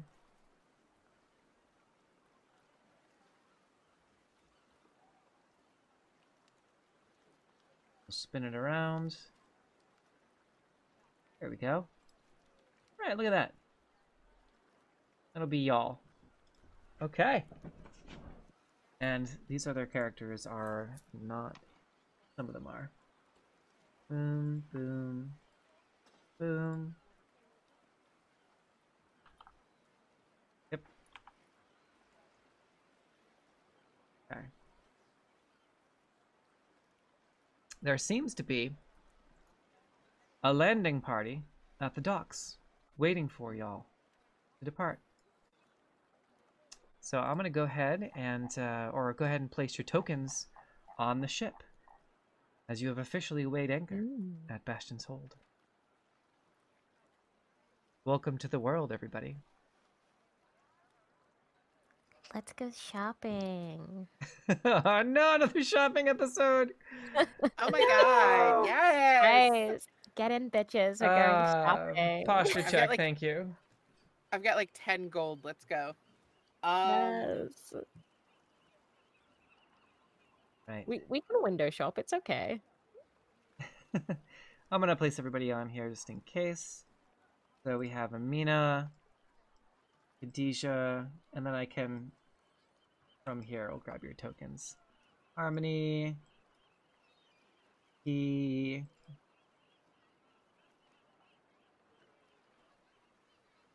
is here, and Willow. Some. Okay. Perfect. So, at that, is anyone opposed to an early break? I No. have no qualms with that. Yeah, take it now, and then we can I come have back no and issue. jump in earnest. Yeah. Okay, all right, cool. I felt like that would be a good time. So let's take an early break. That will give me a chance to fix up some of these tarot card things. We'll say, also that too. So we'll take our break now. So go ahead and take your meds, take care of yourselves, grab some snacks, whatever you need. I'm gonna throw in some of the stuff that I need for the tarot pulls, and we'll take a 10 to 15 minute break. So we'll say it's 10:54. So right around 11:10 is like the deadline. EST. So go ahead and take care of yourselves and whatever you need to do. And early break, and we'll see y'all back here around 11:10. All right, take care of yourselves, y'all. We'll see you soon. Sounds like a plan, boss Awesome. man. Yeah. Also, thank y'all, because I definitely needed to set stuff up for the tarot cards. All right, so we'll be back. Talk about it later. And we're back. Hello! Hi, everybody. Thanks for the extra Hi. 5 minutes. Yes, Dungeon Masters Guild Hi. did sell me a product that had TIFF images in it, and I accidentally opened one of them, which causes the entirety of Photoshop and Adobe Creative Cloud to open, including all of the other associated apps. So my computer was not working for a few minutes. So on top of that, I want to thank everyone for pulling the tarot cards. Unfortunately, the specific tarot cards and associated D4s that were pulled required me to actually create several stat blocks or bring in several stat blocks and tokens that did not formerly exist because I don't trust y'all to not start swinging. Just so I needed the stat block. So I would like for you to. We're almost done here. We have the associated stat block with Anna's card ready to go. I have to fix up the one from Nick. And then we'll move on to the other one. So I need y'all to fill some space while I work behind the scenes to actually create the tokens, bring over the stat blocks, and bring in the associated art for these characters that were destined to appear here. So about that airline food. Yeah, right? As they're like getting off the boat and stuff, I just turned to Harmony like, you did like military words are hard. I like military though. Training and stuff here, right? Yes, I did. I actually grew up here. We moved around Really? a lot, but majority Well, of the time. I was gonna ask if there's anything you think we should see or do, or if there's like, if you have any friends here or anything like that. Ooh,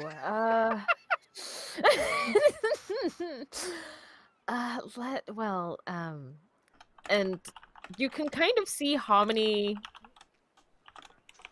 struggle a Yeah, bit.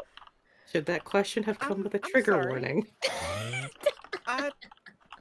it's fun. No, it's just, well, a lot of my childhood is hazy, and, well, I don't know. I spent the majority of my time in military academy, training, studying, training, studying, trading, studying, and then I'm here. So there wasn't a lot of free time. I could show you the local libraries. I could take you to some of the greatest sites, which have the most beautiful viewpoints. You can see Oh, the I'd like entire that. ocean. Yes. So I can show you. It's nothing overly exciting, so I hope you're not disappointed. We've had a lot of excitement. I'd be fine with just seeing you for a little bit. No, that sounds lovely. Yeah, All right. So great views are a good place to compose, so I don't mind going to an overlook. Yes, I think that's a think great that'd be idea. a delightful, perhaps reprieve from the A events. nice break. Yes, A bit of indeed. relaxation before we save the world, apparently. Apparently. Ah. I mean, if you Well, did, and oh, sorry, go go ahead. on. Well, while we're in town, I actually might have a friend around here. They came. Well, I think they came here after we graduated. Um, I haven't spoken to them since before graduation, so I don't know for sure, but they might have. Um, do you know where like new recruits and stuff might be, Uh, or to talk to about that? new recruits. Sorry to interrupt you, DM. Would they be in Bastion's Hold? Yes. Yep. Okay. A Syndra shield in the center, training. Well, we could most likely find them in a Syndra's Shield if you wanted. That's where the I mean, new recruits are. if we get a chance, I'd love to introduce you. Their name's Corey. They're also an artificer like me, but they focused on sort of different stuff. You mentioned the name Corey and Harmony freezes. Key also, like, what kind of artificer are they? She, Willow for a second is just looking at Harmony, with this like very slight frown, just unsure, and it takes her a second for her to like look away, toward Key. They focus on like autonomous constructs, things that move and act on their own instead of needing to be controlled directly like my armor, or like my arm. They're yeah. We were along similar paths. We had a lot of the same classes, you know, engineering and the like, but they just went a different direction with it and went into the military. As far as I know, I don't know. Right. Is everything okay? He kind of bristled a bit. I'm fine.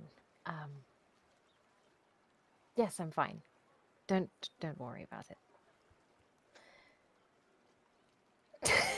The look of disbelief on your face. It's just similar names. Yeah. Yeah, it's but I don't believe it. Still three of us. Can I insight check that? Oh, of course, you may. I'm not even gonna roll deception. Go. I'm actually gonna drop a luck point on that. Son of a bitch! All right. Well, it was a natural 10, but give me a second to see what the total.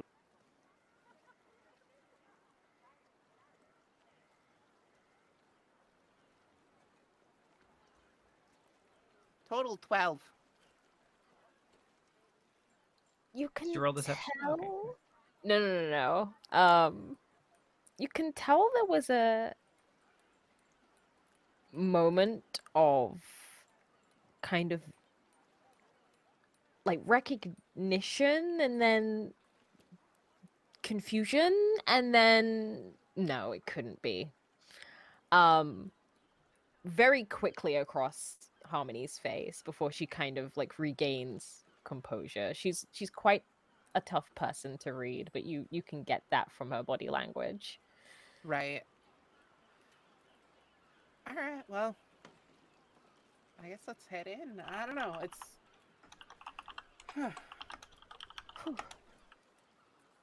I mean, is there anything in particular any of you wanted to do or see or investigate? I'm more than willing to offer myself as a tour guide. I've Well- never been to Bastion's Hold before, so I would like to, I guess, the post office. I need to send a message to my parents about everything that I've learned. That way they can, at the very least, prepare my village for anything weird that might happen. And I know, at least two of my parents are, government officials, so they'll need to know what's up. Understood. at least two. Do you have more than two parents? Yes. Really? Yeah. I've got I'm two moms sorry, and two dads. That's so cool. Yeah, I've got a lot of siblings too. That's Family. awesome. There is a line of people waiting to talk to you because of the tarot card. It's great. It's Maybe we great. should Alright, get off. everybody. I'm for the getting a king. feeling about off the boat. Oh man. Like there's I feel something like- out here telling me that we should maybe get off the boat. Okay, I feel I'm like- good now. I'm good now. I feel like the moment we take this a step off the boat, we're gonna get bombarded by like So many all things. Guys, you happening. want to steal a boat? Oh my god! Run away from responsibility. Tarot cards? I think not. Yeah, we'll get off. I'm slowly moving my token one. I suppose I should probably hit the post office at Literally some point, 3 too. social encounters just like fucking lined up. Oh, Alright, jeez. Heavensfire PCs. There you boy. are. I think Okay. Harmony needs to be in the front. All right, yeah. So I need to refresh this page here. We'll get rid of the planner ally bit there, and I'm in the water. I have to spit out my gum. Yeah, I love it. I should probably hit the post too at some point. I need to let my mom know what's up. It's she might be worried. Last she heard, I was heading to Cassandros, and that didn't happen, obviously. So We're gonna get I some. wish her. I could let my mom know what's up. No. Just kidding. Anyway. Oh no.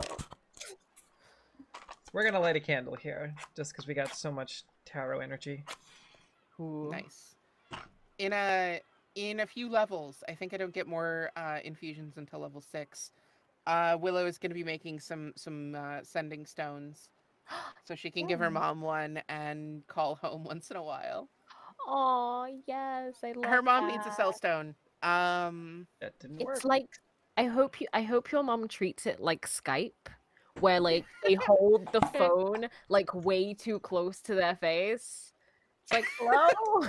It seems to be pretty easy Really? somehow to accidentally get a hold of Key's father. So Oh man. I think he Amina knows. and Mabel so. were minding their own business, having a nice stroll, and things happened. Your dad has you on Shenanigans. speed There we dial. go. Yeah. I like to imagine that he candle gets slow, kind of yeah. lonely, and he's just like, Uh-huh. "Hey, Key, You guys- you want to He hang actually out?" just likes messing around. Just Do you guys know that episode of SpongeBob where Mr. Krabs retires and he's just like constantly bored and he starts like being really annoying to Pearl and her friends? I imagine Yeah. Key's dad is kind of like that. That's Like what he's, he's been this retired archdemon for a long time and he's just like he's not a really demon. bored. Oh, who said anything about him being a demon? He's not a What? demon. What? You're not a demon. No. That was Yeah. out of character.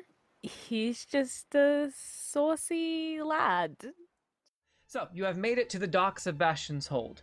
You begin to disembark.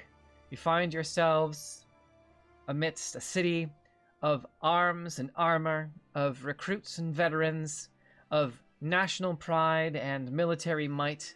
The docks are alive and awash with hundreds of individuals coming and going, attending to their various ships, sloops, dinghies, capris, various fishing vessels, rafts of all kind, every type of seafaring vessel you could possibly imagine, as well as the military ships that were described upon your initial entrance to the harbor await you. As you bid the first mate and Captain Eric farewell on the ship Intrepid and take your first steps into a larger world. Star Wars reference for you.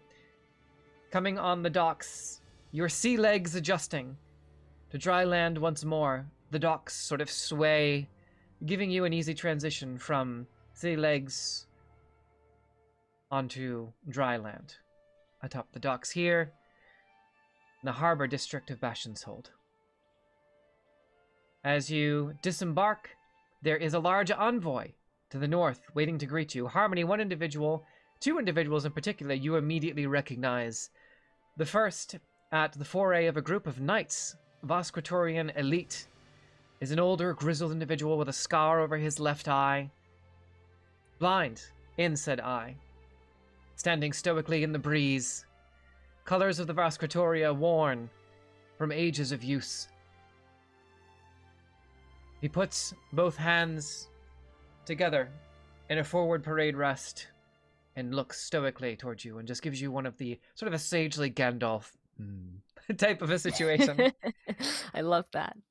This individual you recognize from your childhood, an old friend of your father's, and Major General, right? Yeah. Major General Knives. Veteran Lieutenant Ogunter Ludwig. Which is funny because we had the same name. We're the same name for our dude there, yeah.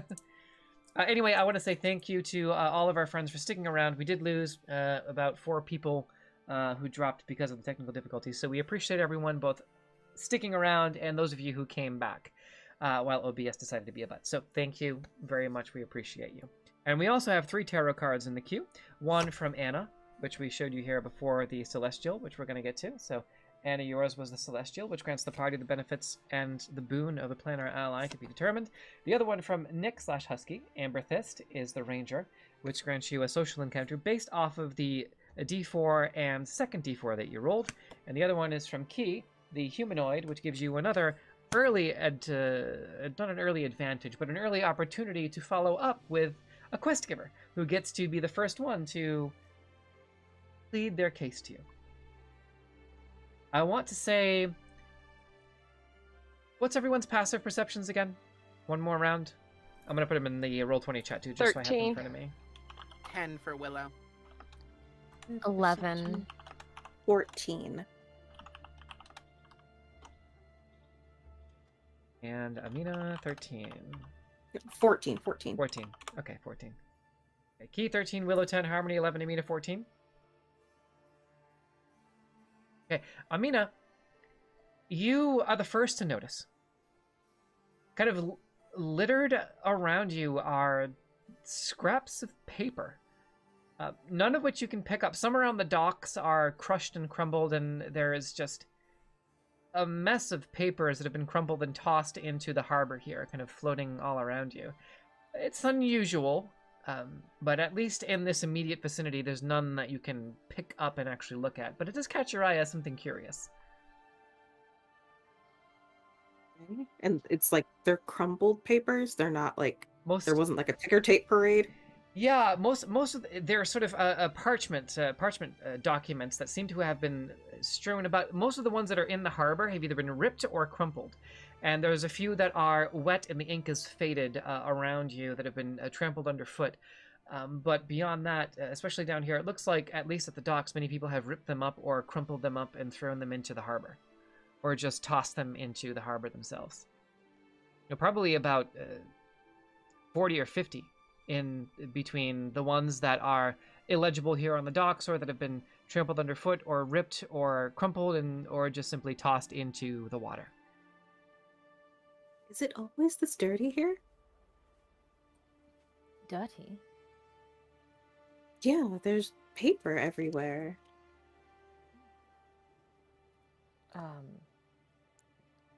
No. It's news to me. Perhaps someone was a little careless. I don't know. It looks almost angry. They're crumpled and torn. This doesn't look like someone lost their ledger. Are there any on the boardwalk that we're currently on, DM? None that are legible, but you also start to notice that. You're like, what the fuck? And as you look around, you look back at Gunter, and he just kind of gives you a knowing look of, I know, you should probably come talk to me. Harmony will give a nod. Come with me, and we'll just begin walking towards Awesome. Gunther. Hey, we got one more person back. Thank you for rejoining us, and we apologize for the earlier OBS difficulties. So, Harmony, as you make your way up to the dock, an old friend who you had met a few times, an old family friend, sort of a situation, an individual that would come to more of the parties, the fancy parties that were designed for the upper echelon, the top brass of the Voskratoria, as we called it before. Mm-hmm. Someone who likely had watched you when you were very young a few times, or came to visit very briefly, kind of a situation someone you would call to awkwardly watch your child while you run to the store and would just kind of be like, yeah. Here, have a dagger. To a small child type of a situation. What do you have there? A knife. No. Yeah. It's just kind of like very awkward, but like doing his best type of situation. And and he'd be like, I don't really know what to do. How about some ice cream and lots of it? Type of situation. Yeah. Or fennel cake. Ice cream and fennel cake. This is the ice cream and fennel cake guy, and your parents would have likely, especially your mother would have been likely like, are you kidding me? Like, yeah. And then Harmony like, wee, hopped up on sugar. Type of a situation. Yeah. I desperately want to see a hyper Harmony now. Yes. I care about nothing else in this game. I want to see a hyper Harmony. Bouncing off the walls like crazy. Well, Harmony is somebody I think all of you are the best, but you have someone cheering you on in the chat, so thank you, Danny1028. So you walk up to this old friend, Gunther Ludwig, and just kind of share a moment of acknowledgement, and he just another one of those stoic Gandalf type of things. Lieutenant Ludwig. Harmony. It's good to see you. It's good to see you too, old friend. He just kind of leans in and gives you a friendly hug and just pat on a few friendly, like military pats on the back type of thing. Yeah, she would kind of. You look well. Thank you. It's been something. So I've heard, and so have a lot of people. In fact, you have some avid fans already waiting to beseech you with their latest problems. Everyone is eager to hear of the group of heroes that vanquished the ancient king, tyrant from Halivas. Or the fanciful stories of the dead walking through the streets. Or the stories of King Leonisius, the last tyrant before the crown took over. To be vanquished once again, something straight out of the children's books. I know that there is always a grey area to the truth of what actually happened, but I'm sure that, given the circumstances with the Duskwatch and all the strange things that have been happening throughout the world, a few folks rising from their grave is not completely beyond the realm of imagination. Regardless of what happened on Halivas, I'm sure you handled it dutifully and with prudence.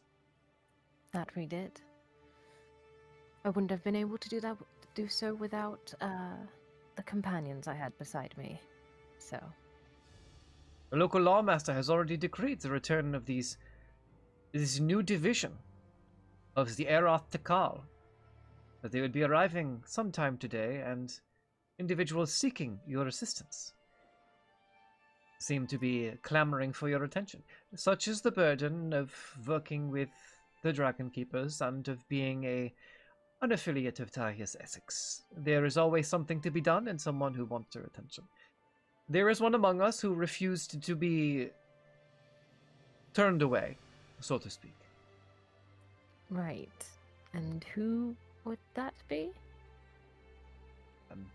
And he turns over his shoulder. Major, and you do recognize someone else, this woman, Major Aralina Sorkelin. She is a member of the Royal Roughnecks, the Marines, and she has taken on a more irregular sort of advisory role within the Voskratoria. She is sort of a marine liaison that works in between various locales and is stationed at a Bastion's Hold as sort of a liaison for the Marines themselves, for the Royal Roughnecks. And the Major here, who kind of gives you a little awkward wave, kind of stumbles around and kind of looks around her and then kind of goes to the edge of the docks and kind of looks into the water. And then kind of gets on her knees and kind of looks below the docks. Is And then- she quite alright? Yes, the Arbiter of Bastion's Hold has decreed that we should, amidst these troubling times, we have agreed to see an envoy. Now, on the streets, I am currently in command of the Home Guard here. It is an honor, I must say. Retirement seems to be treating me well. And you know, he's actually working, but he considers this to be retirement, essentially. Yeah. Which is Makes something that you pick up on. And he says, at least the foul things that one might encounter here, one can expect. It's a bit more predictable, especially given recent events. Did you find her? And the Major just, I think so. And then there is this upswell of water from the bay here. And a humanoid jumps up from the water and onto the docks. And you see the four knights here kind of step back into a ready position and have their hands on their blades, but after they see and recognize the visage of the humanoid before them, they slowly return the blades to their sheathed positions. And the Major just found her.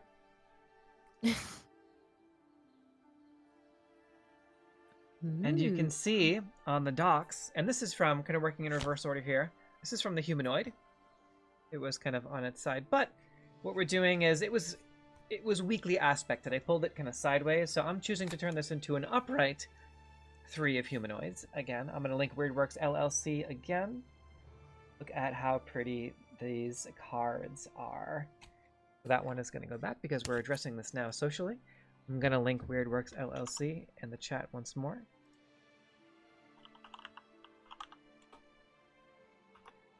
Currently playing is more from our partners at ASKII.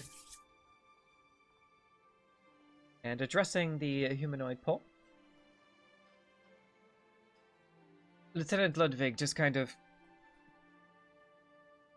as you all kind of got splashed a little bit, and just pats himself dry a bit and just, she's been known for making a dramatic entrance. I can appreciate that. May I introduce him? She would not take no for an answer. May I introduce the Wayfinder Cyrisia of the Merfolk people.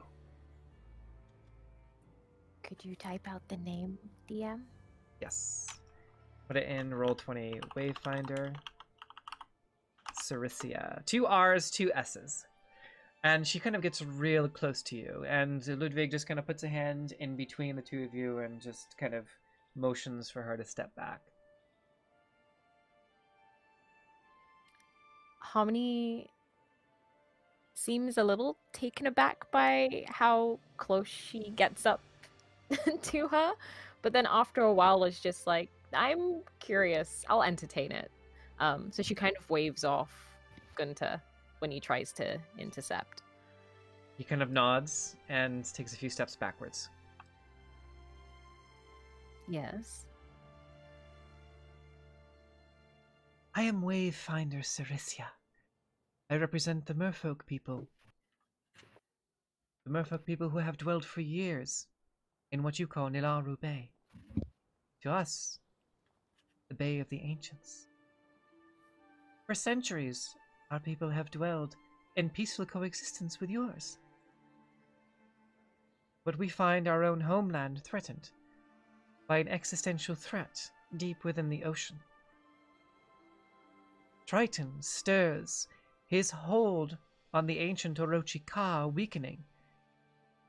We believe that the foul dreams and terrible creatures that have been invading and pushing us from our homes are the spawn of the great serpent Orochi Ka. As many of us have come to see and know, the gods are losing their power, their grip, their sway on this world, and that extends to the seas and the oceans as well. We, staunch coexisters, who have never once before bothered or threatened your people, and in fact occasionally have had dealings with many of your merchant mariners, guiding them to safety, bestowing them with guidance through troubled waters. We now seek your assistance with claiming a temporary bastion. There is a network of caves about 2 miles to the west of where this magnificent city of yours, this city of land and of sea and of river. We are proud to call yourselves our neighbors. However, as your neighbors, and hopefully you consider us allies, we seek to take refuge in this network of caverns. Unfortunately, it is inhabited by those who have harried your ships, your supply lines, and your people for just as long as we have dwelled peacefully. We beseech you, and she kind of gets on her side in a way, and kind of it seems to be a merfolk symbol of prostration. And she kind of puts one hand over her left ear and one hand up to you, and Agunda says, "I think this is a cultural thing," and she says, "We beseech you, please aid our people in claiming these caves so that we may not be driven into the terror that lurks in the oceans. And please tell your sailors it is of the utmost importance. The oceans are not safe." And Gunter just looks at you, and kind of with that skeptical look with a raised eyebrow. And Gunter's... Go ahead. While she's talking, can Harmony just kind of insight her to see if... Just to see if she's telling the truth about her story? Go ahead and make an insight check.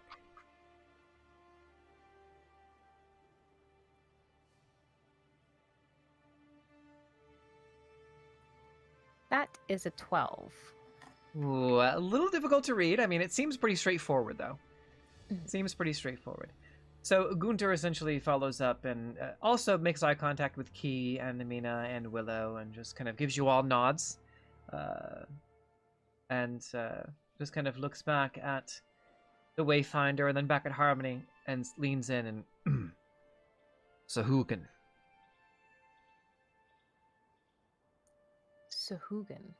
Sahugan. You know just as well as I that they've plagued our coasts for centuries. Is that how you pronounce that word? Sahugan? I've been mentally saying it Sawagin for a long time. I had never heard it said out loud. That's Ever. So I'm so sorry. I don't think either one is correct, but in this dialect, there are about 4 different ways to pronounce it. In this particular dialect, they are committed to Sahugan. Okay. Sahugan. I'm gonna say that's in character. Willow is just like, yeah. So is that how you say that? Perfect. Yeah. I love it. I love that. So they've been plaguing the waters for that's right. long. Thank you. You have, don't forget, you do have in your notes somewhere advantage on insight if you want to use it there. Oh, was that for me? Or I was thought that that was for Key? Was that for Key? Oh, yeah, that was for Key. That was me. That was for Key, Devin. That insight was mine. Yeah. So essentially what we do for the gems is we do rollies to see who gets the advantage, and for that particular advantage it was Kinela Reynaros, not so it's sort of to each individual character. So that way we can give out a few of them, right? So you can have like 4 different people that have the same thing. So that's why we do it that way. But Kinela Reynaros, if you look at the screen, it's the sort of beautiful silvery purple flame with the silver hair. That's Kinela. So they're the one that have the advantage on insight. Now, Keneal, if you wanted to insight this story, you can, given a query from the chat. But You it's know up to what? you. Sure. Okay, there you go. All right, And all right. you know, I have advantage to it. So, Yeah. Okay, let's- all right. let's Also see. like to kind of seeing how everyone is looking at this mermaid. That and is since an this is the first amazing thing time to have had Amina advantage on. has seen a mermaid, Yeah.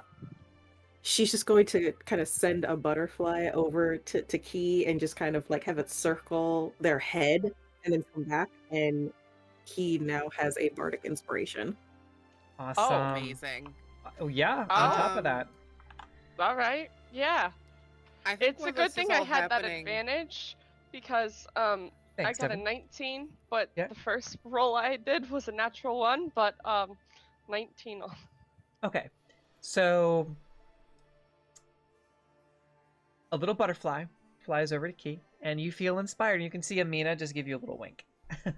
And I'm going to go ahead and share. And did you want to make any specific checks or anything, Amina, or was it just the bardic inspiration? Nah, it was just the bardic. Okay, awesome. Because it's the first time she's ever seen a mermaid. She's just like, Yeah. I have really just been living up in my village, not knowing, learning stuff, but not knowing anything. This is super exciting to her. So, a couple different things, Key, that you're able to pick up on. One, the way that she speaks, very flowery, the way that above game I as the narrator, kind of the way that she presented in this very theatrical way. With your 19, that is not myself, that is not the narrator presenting a certain style. That is this woman in universe actually being dramatic, being very, maybe not knowing how to act, but sort of being very flowery in her presentation, being very dramatic, being very, oh, whoa, and we being pushed out of our homes. The way she talks is very theatrical, very dramatic. And you're also getting the sense that part of that drama is being played up a little bit to obscure the underlying fact that merfolk have never really formally worked with the Voskratoria before.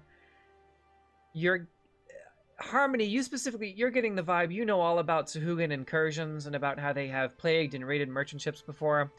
But for others that maybe aren't affiliated with the military, or with the Justicars, or the Order of the Blazing Shield, essentially the Hand of Law,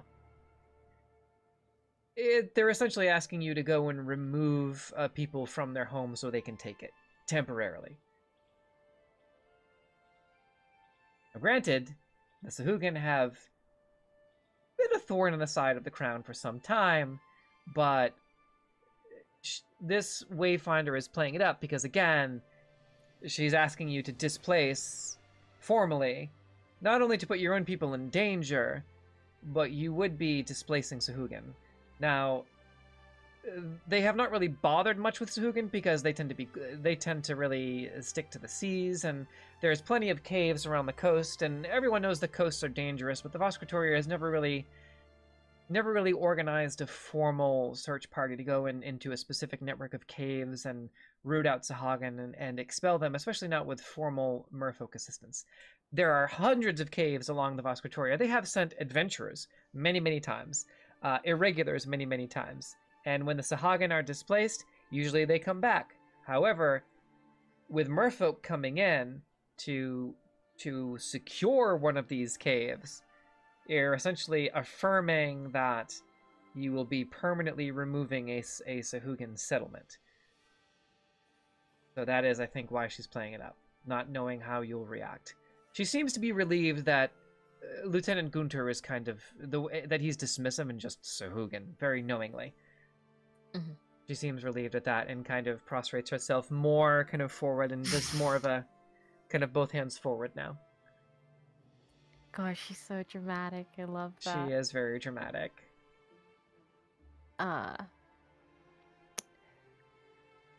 Well, thank you for approaching me with your plight, it seems. Would you mind if I discussed with Lieutenant over here before I give you any kind of response or ask any questions?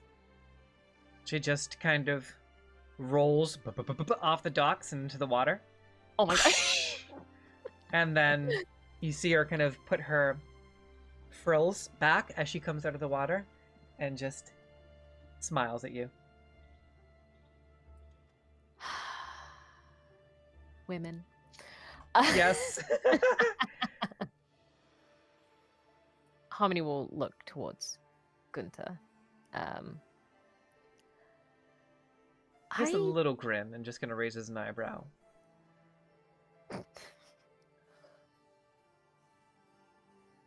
So, tell me, what are your thoughts? I think you know. The Sahuagin have been plaguing our coast for gods know how long. Yes. We sent adventurers and that sort of thing. It's a standard fare for adventurers. In fact, there is a job board that you can go and claim right now. I just posted some this morning. I had a feeling you would potentially be interested, as adventurers are scarce these days, especially licensed adventurers and not amateurs. Never mind an irregular group of Vascatorians. By the way, would you mind introducing me to your party? Yes, go ahead, brother. Right. There are licensed adventurers? That's a thing? Yeah. I had no idea that was a thing. Yeah. Oh my god. Y'all have your license? Sorry. Yeah, Amina definitely is like, wait, nobody told me I needed a license to do this. Y'all have your Willow's license? kind of also like, wait, that's a thing? Oh no. Yeah, the word license is just kind of like a looking away, like, oh wow, I'm just looking at this military city because I've never been to one Oh, no, before. I- What's a my God. license? I feel like Amina's like, I don't even have a birth certificate. Oh no. No. Pardon my manners. I've forgotten myself. This is Key, Amina, Hello. and Willow, and Mabel is with us, right? Or is Mabel staying? Yeah, on yeah, the no, ship? Mabel's with Okay. y'all. Okay. Let me go get her off the ship. There we go. And Harmony will kind of like gesture to each person as she introduces them. Okay. When she says Willow's name, Willow looks up. She was like scribbling on some paper, like sketching out stuff. She looks up. What? She was not paying attention. What's going on? I'm introducing you to an old friend of my father's, Gunther Ludwig. Oh, Still Hello? forward parade dress, and just kind of nods without answering, just nods stoically. Does give you a nod of recognition. yeah. Willow is attempting to sketch out some sort of method for underwater breathing. As soon as she realized the merperson was like, "We need help," she was like, "Ah, fuck, we're gonna have to breathe underwater." All right. Boop. Ah, fuck. So the Gunther just, and of course, as you would probably expect, Harmony, the city requires my attention. Yes. The Major will be showing you around, and kind of, excuse me, squeezing through. Okay, and hi everybody. I'm Major Sorkelin of the Royal Roughnecks, and I'll be your guide through Bastion's Hold. Welcome. Also, once I get to know you, just be forewarned, professionalism aside, I'm a bit of a hugger. Joy. Harmony will just give her a smile. She's about 6'2", 6'2", 6'3". Ooh. She has very large, obvious muscles and has a giant maul on her back. Her armor is custom. She has spiked shoulders, and the colors of the Royal Roughnecks, the olive drab, and then sort of black and yellow as well. Ma'am, you had me at 6'2". You already struck gold. She's 6'2", Same height as Harmony. Let's go. 6'2" and a few, and lots of muscles and biceps. She could definitely crush a watermelon with her thighs. That's for sure. Women. Oh. Oh. I Yes. just assumed that's You have that's piqued standard Keith's training. interest. That That's is just a standard part of like the training. Harmony Vastricatoria can Yeah, confirm. yeah, yeah. standard kit. Harmony can confirm that it was definitely a part of military training.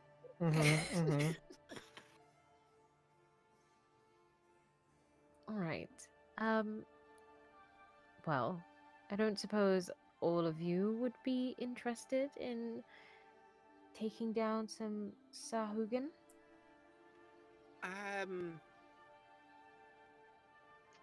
When do we sounds- want to do that? I'd lack a bit of time to see about managing some sort of underwater breathing, but Well, there's several other problems that need your Yes. attention.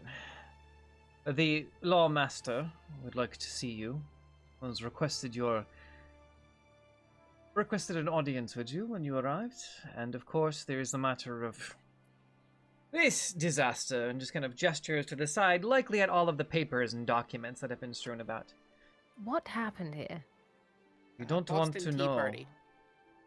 Just walk a few clicks into the city and pick up one of these leaflets, and you'll be able to fill in the details yourself.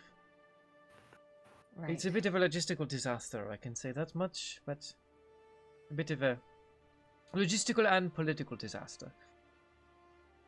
We are still trying to track down the perpetrators of this crime, but when we catch them, rest assured there will be swift justice.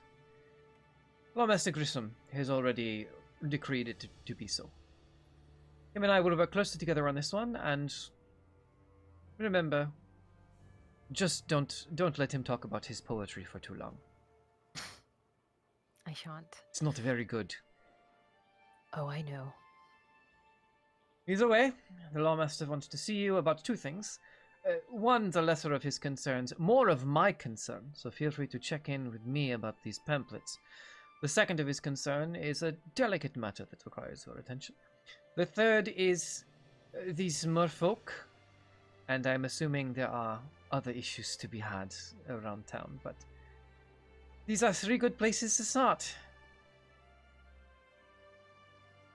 No rest for the wicked, after all.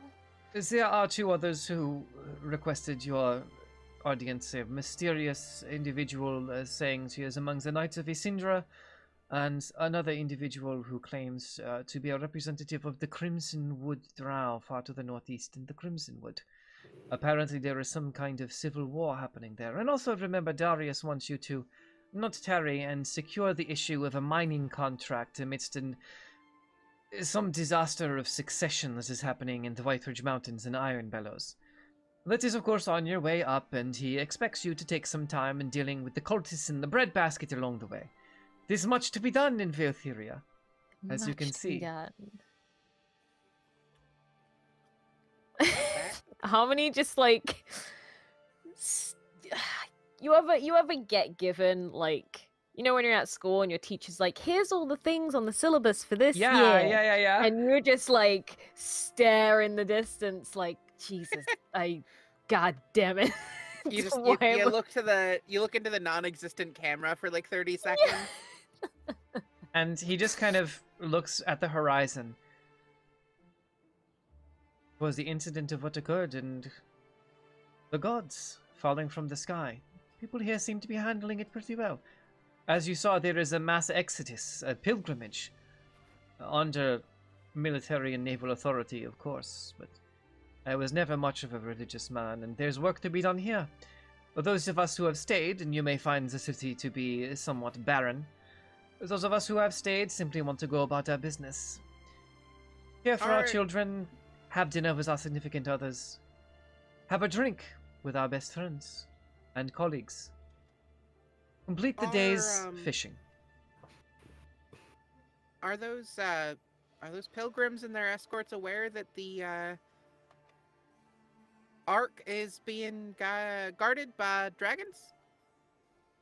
Did not know anything about dragons.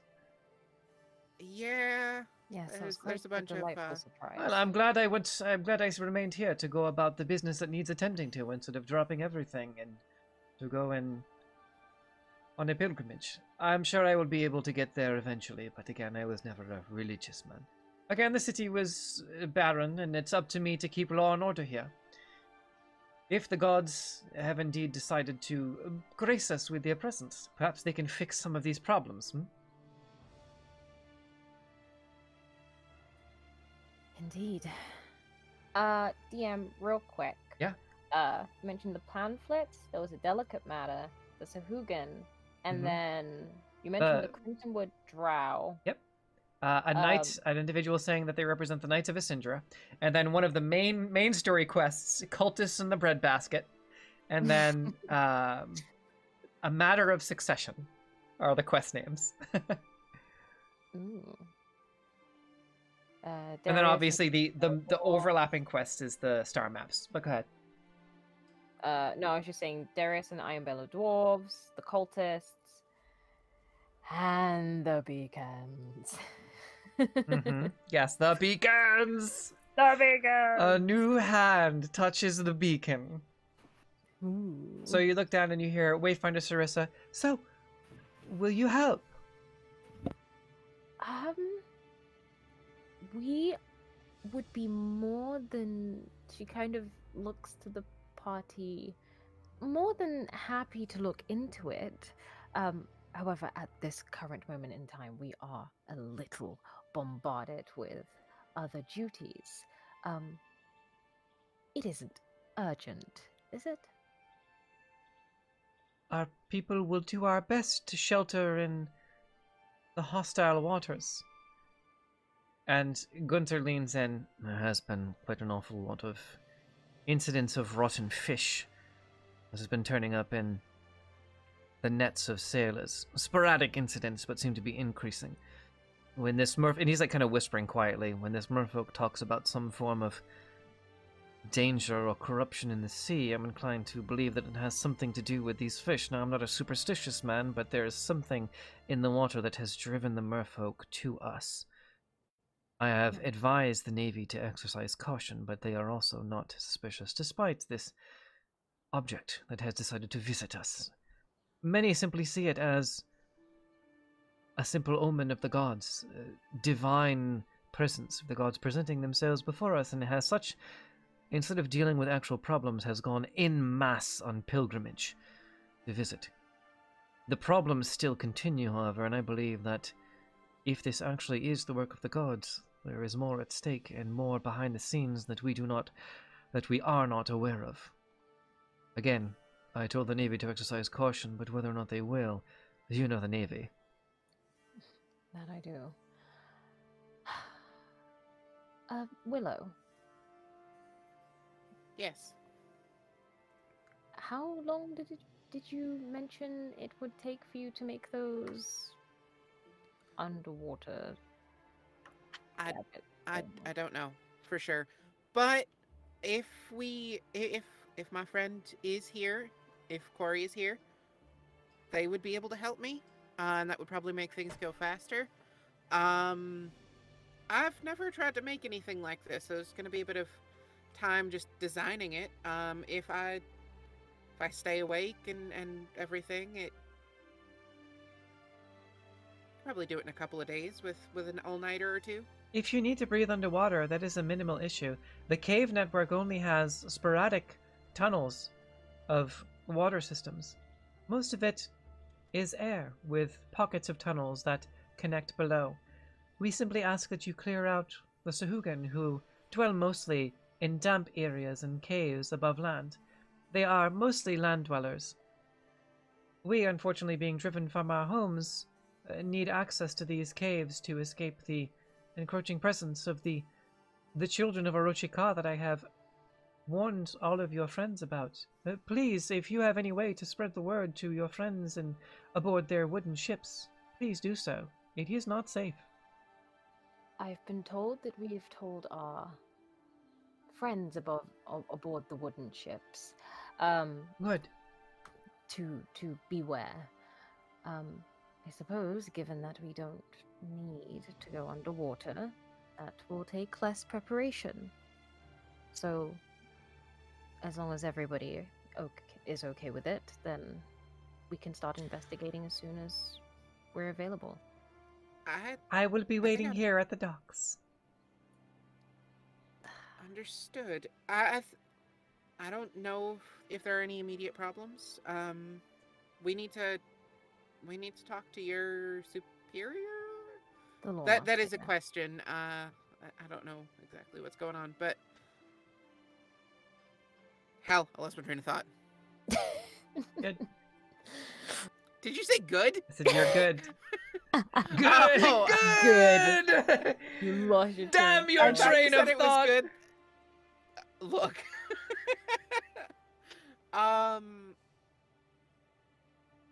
Yeah, I mean, if we don't have to worry about underwater breathing that much, we could probably do it today, probably. I don't know. It's up to... And she sort of looks to the rest of the party. It's up to all of you. What time is it right now, DM? We arrived in Bastion's Hold in the morning? Yeah, I would say I would say it's actually right around noontime. We'll say it's noontime. Because you had 4 hours of well, actually no, that was a couple of days ago. So yeah, we'll say it's between 11 and 12. 11 a.m. and noon. How far away are the Sahuagin? About a mile and a half to 2 miles west along the Misteridge Strand. All right, so why don't we touch base with your superior, and then we could probably do it. Sounds good. Let's do it. I'd like to Okay. I'd like to take a little bit of time while we're talking to your superior, I guess, just to switch out some of the parts of my armor. Lightning underwater seems like a bad idea, but otherwise. So Depends on how you aim it. That's very true. There's no aiming in that scenario. It'll everything. It would be a bad time for all of us. Ocean? No. All of us would probably get electrocuted. Some general businesses that you're also aware of. I'm just going to rattle these off to let you know and see if, hi Chrissy, see if there's anything that catches your ears along the way. This is mostly Harmony and Willow. And Kate might be aware of a couple of them. Amina, this is again mostly new to you. Okay, Fraudulenti's Fineries. Authentic enchanted items. The Threads of Fate. Tegan's Tannery. The Fury's Forge, Lumberhold, The Miser's Eye, the Triton's Locker, the Beach Leviathan,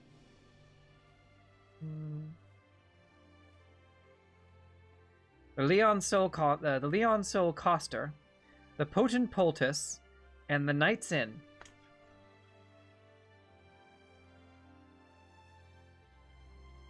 What is the Beach Leviathan?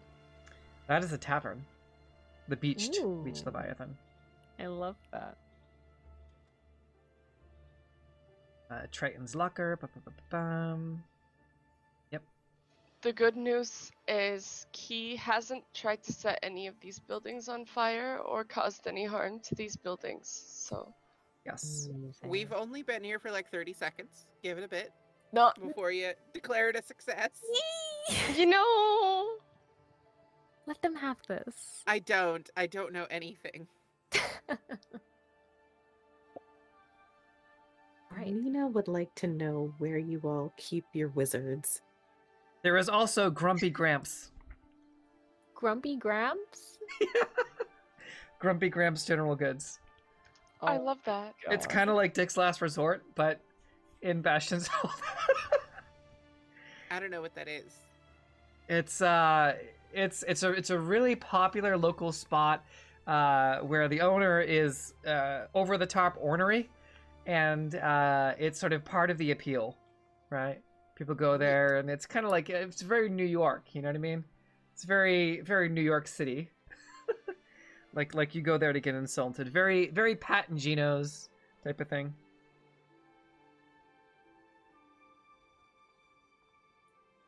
Did anyone want to visit before we?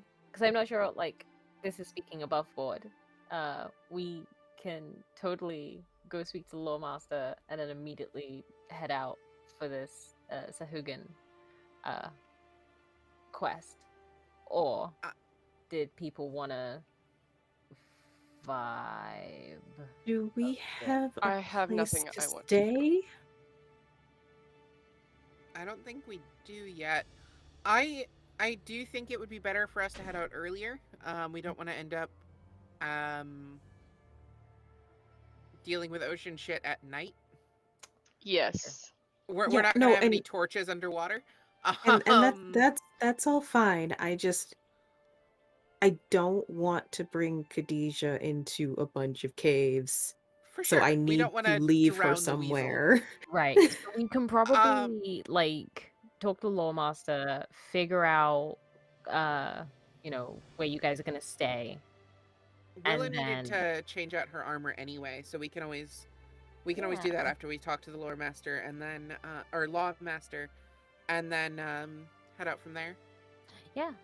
Sounds good? Sounds good. Hell yeah. Great. Just Okay. wanted to make sure. No, it was a good question. Also, the cafe is called Honeypot. Fantastic. I feel like we'll get robbed there. I love it. Let's go. Just don't trust anything that says it's not alcoholic.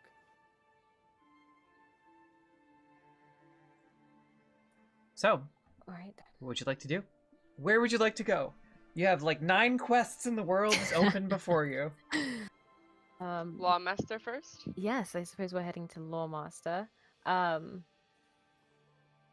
Harmony will tell Gunther of plans, of the group's plans. If I know you mentioned that I should talk to you about the pamphlets and so on. We can have a talk sometime later, if that's okay. Come sunset, I will retire to Isindra's shield in the center. You have full access, of course, to the city, being the commander of this regiment of Dragon Keepers. I'm glad to have met all of you. That being said, I must return to my duties until sunset, when the Lieutenant Junior grade will take over. Night shift is for the young blood. Don't Willow overwork does one of those, yourself, like- Gunther. One of those like casual 2-finger salutes as he's walking away. I will do my best to always work smarter, not harder. Good man.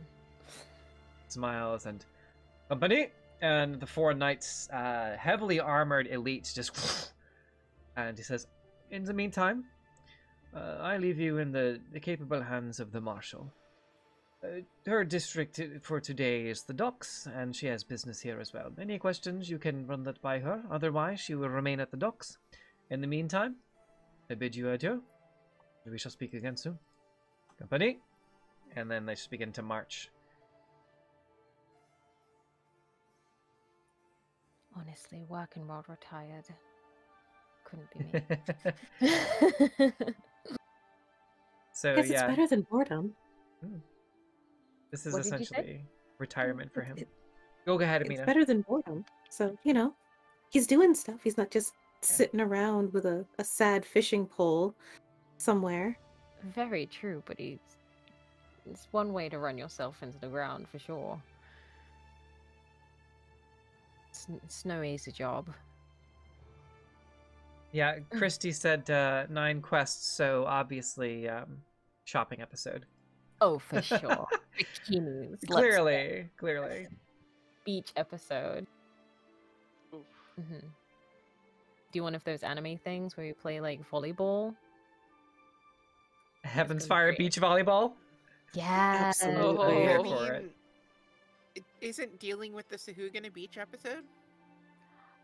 It's less. I feel like it's less sexy. I I feel like you're We'll find out. underselling the Sahugan. don't. Where's your imagination? Where's your sense of adventure? I mean, I guess there'll be like that, like tension of like, will they? But like, I don't know. He is keeping an eye out for one of these like pamphlets to read. Like, So you are making your way into the city itself from the docks? Yeah. Okay, all right. And the marshal just kind of gives you all a nod. I'll be here if you need me. I'll keep an eye on our merfolk friend. Make sure that she's entertained. Also, she's really friendly. Incredible. Yeah. And you kind of see them lock eyes a little bit, and the merfolk just kind of... She's got, like, you know, the webbed fingers, just a little wave to the marshal, and the marshal just... Wow. Yay. Yeah, absolutely nobody. Love it. Yeah. All of us were like, huh. All right. To the Lawmaster then, right? Oh, yeah. Okay. Nice. Willow just like falls in behind Harmony, lets her lead the way. I'm gonna group you all together so I can put you on the main map here. Do it. And we'll go back to the Bastion's Hold map. Yeah.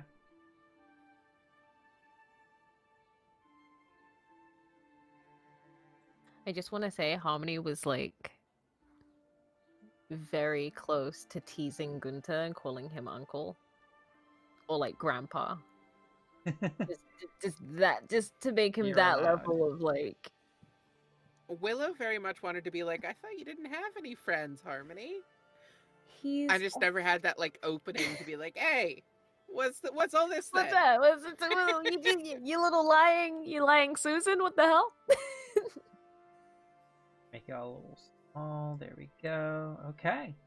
So, over by the docks ward, where you find yourself. As you are walking from the docks ward into Bastion's Hold itself, through the narrow city streets, kind of right over here is where you were, kind of winding your way up, kind of stepping in lockstep with you as you are making your way through the city. Someone just falls in with you as you're walking. Can Harmony look to see who it is? Yes, and this is Anna's tarot card. I'm going to show y'all once again. So here we have... This is just my favorite art card. Oh, we lost someone. Ooh. Who did we lose?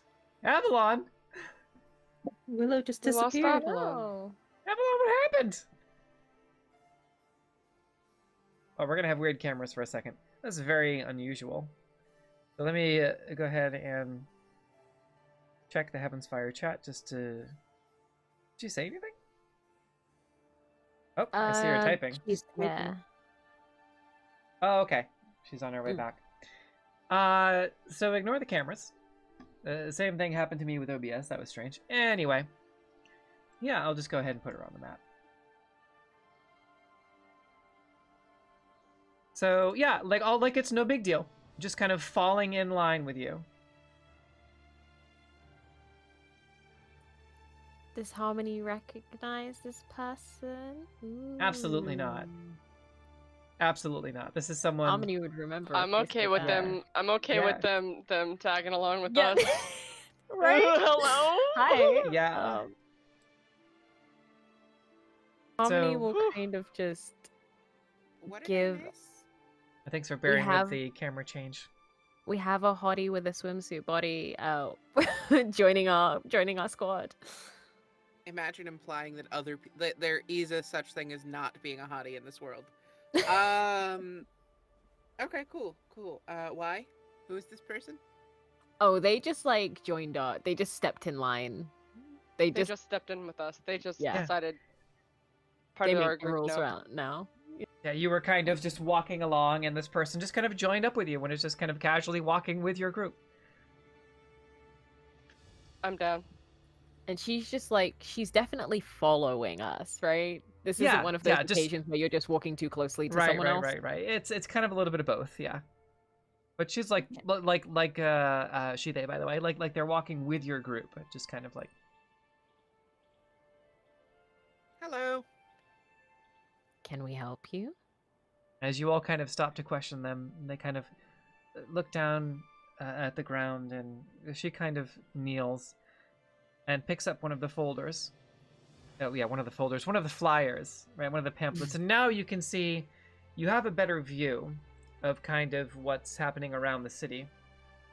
There are these pamphlets everywhere, and there are folks who have been employed, public servants who have been employed to the painstaking task of picking up each and every single one of these flyers that have been strewn throughout the entirety of Bastion's Hold. She just takes a peek at it and looks it over, shaking her head, and then looks up at you. They give a concerned look. And they say, there are bigger things at stake than bickering amongst mortals. And she just kind of hands you the pamphlet. Harmony will take the pamphlet and read it. I'm going to give you all a handout. Ooh. Willow kind of just scoffs and looks away. She has had enough of this crap. I love how Look, like quickly jaded Willow is becoming because she's just like, God damn it. She like just came out of college. She's got this fucking computer science degree and this like gaming PC that she built herself, and she's getting thrust into this like cosmic warfare crap, and she's just like, man, fuck I just this. want to play Call of Duty, man. All right, did you all get that? Yeah, I see it. Okay. Make sure you all have, in all your journals. I'll put that up on screen for everyone else.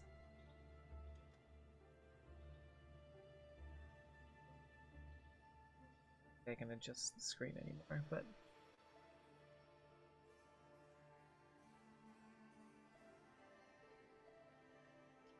Well then.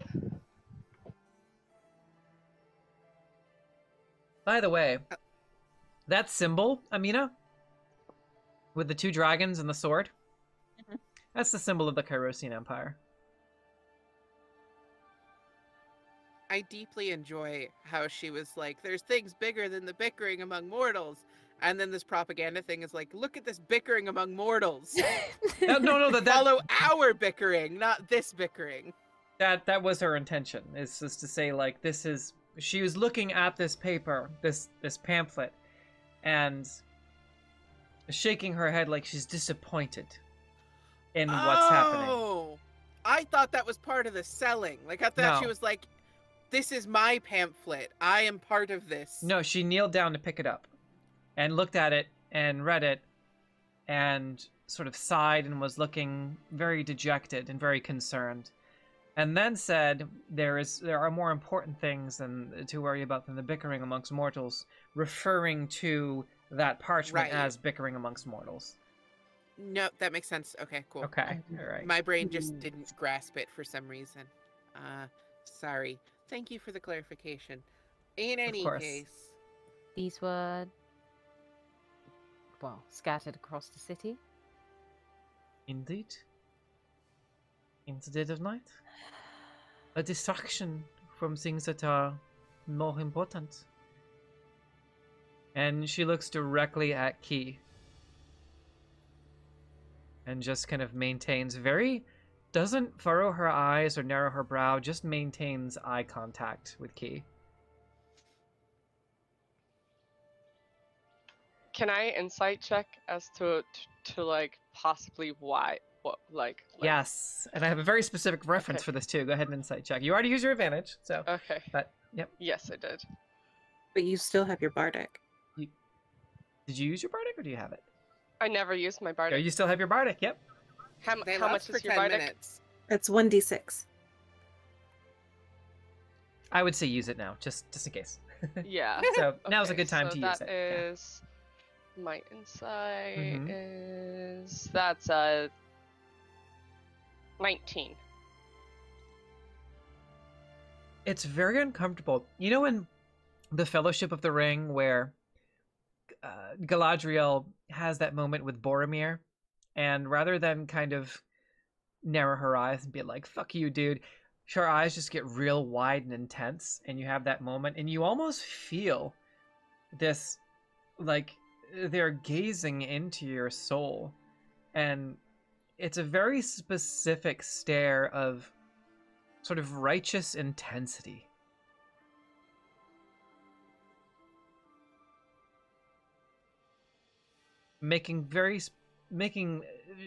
She's being very careful not to give away an air of disdain, making it just seem like powerful intensity in a way. Like she sees you. I look back and give a, like, nod.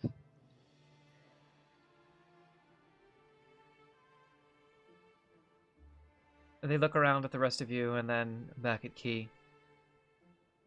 Do not be tempted by sweet words, by the lull of those who wish to lead you astray.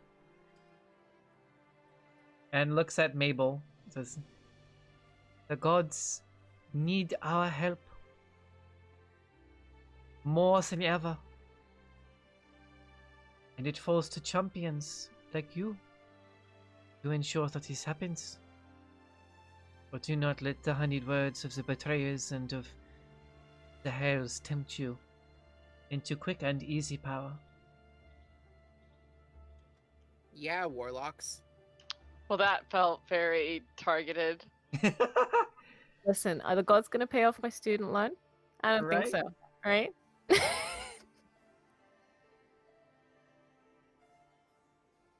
Harmony just... We'll listen to her politely, but...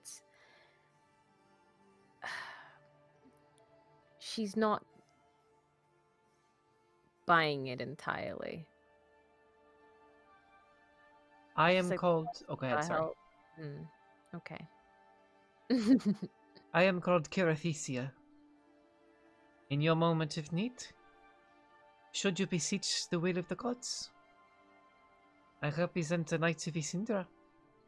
You can find me at the Chapel of Fury, should you have any additional questions or seek guidance in how to reclaim your faith. I am happy to help guide you along the difficult road that you must travel now. When you travel, tread lightly, and beware. Enemies abound, within us and beyond, right under our noses. The way of the betrayer is to bring you in with promises of everything that you have ever desired. It is important that you keep this in mind. It is a slow burn for magic, and it is the most difficult to resist. The gods still have hands at work here. You can find guidance should you wish out and grasp those hands at the temple. We will meet again. And she just walks in the other direction. Towards the temple. Unless anyone stops her for any reason. Nope. Are any Nope. of you convinced? Religious propaganda. Religious propaganda on top of my normal propaganda. Must be a special day. The next one from Nick I have, but we're going to do at the Lawmaster's Hall, so there we go. So, yeah, but... Go ahead. There's been a lot of talk of gods and stuff lately, and I'm just...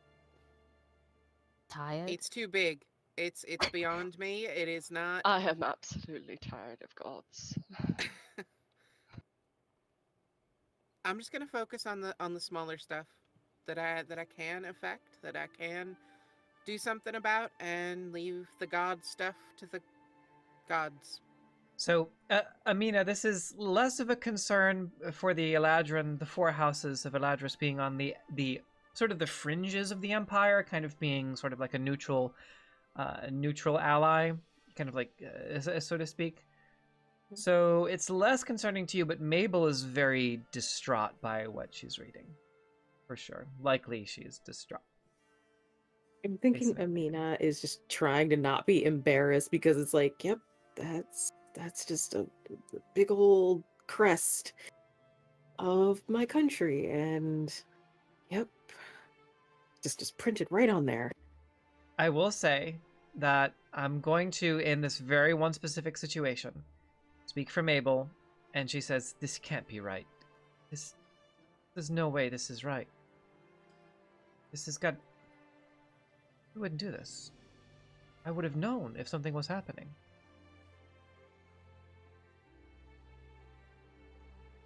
Yeah, that makes sense. We'll take some time and figure it out. But I think first, the small stuff? Just because I know that she would be like, what the fuck? Mm-hmm. So I at the very least wanted to express that she's concerned, because I know she's going to be. Where would you like to go? Lawmaster's Hall, right? Yeah. Okay. So it is a fortress, so it's not as large as some of the other cities, but...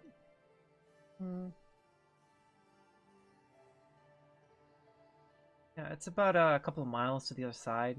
About a mile and a half to the Justicar's building. About a mile. Winding in and out about a mile and a half. So you start walking. And about 20 minutes later, like after kind of winding your way through the city. Actually, let me pull out my... I have a thing for this. As they walk, Harmony would be kind of... And on your left, you see, like... Yeah, Tour guide Barbie. Giving a little tour. Just in case. Anything that would pique the interest of anyone in the party, she'll kind of, yeah.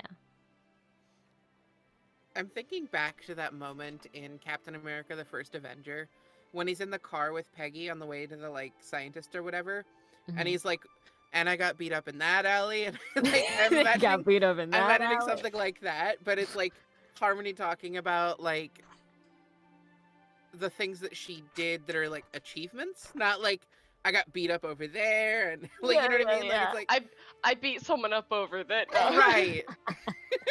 I mean, honestly, she would probably mention a fight or two that she got into. She wouldn't get into the details, but she would say that she didn't start the fight, but she certainly finished it. Incredible. Mhm. Perfect. Starry eyes. Like Steven Universe. Just like, whoa! Go ahead. Did you have a question, Avalon? No, I'm just trying to... Brain's on cooldown, apparently. Alright. It's not working with me right now. Somebody go ahead and roll Also, a my d20. internet keeps blipping, so I'm not thrilled with that. I know. Well, somebody go ahead and roll a d20 for me, please. As you make your way to the Justicar's building. I got a 4. Oh. Oh, boy. I'm sorry. Oh no. Y'all can blame me. I'm sorry socially. Please don't cancel me. It's in the... Alright, so you walk... you get about to here. Here is a sort of little slum here. And you can see that there are a group of children playing outside. And these... There are... there's a halfling child, 2 half-elven children, and 2 human children, and they seem to be running around in a circle around a female, a small girl tiefling, and they seem to be kind of calling her names as they're running around in the circle, and she's crying. And it's kind of in line. This is a very poor section of the city. There's a lot of folk in this portion of the city by Fernando's fineries that are of different, beyond the expected sort of humans, half-elves, halflings of the Voskratoria, and the occasional dragonborn.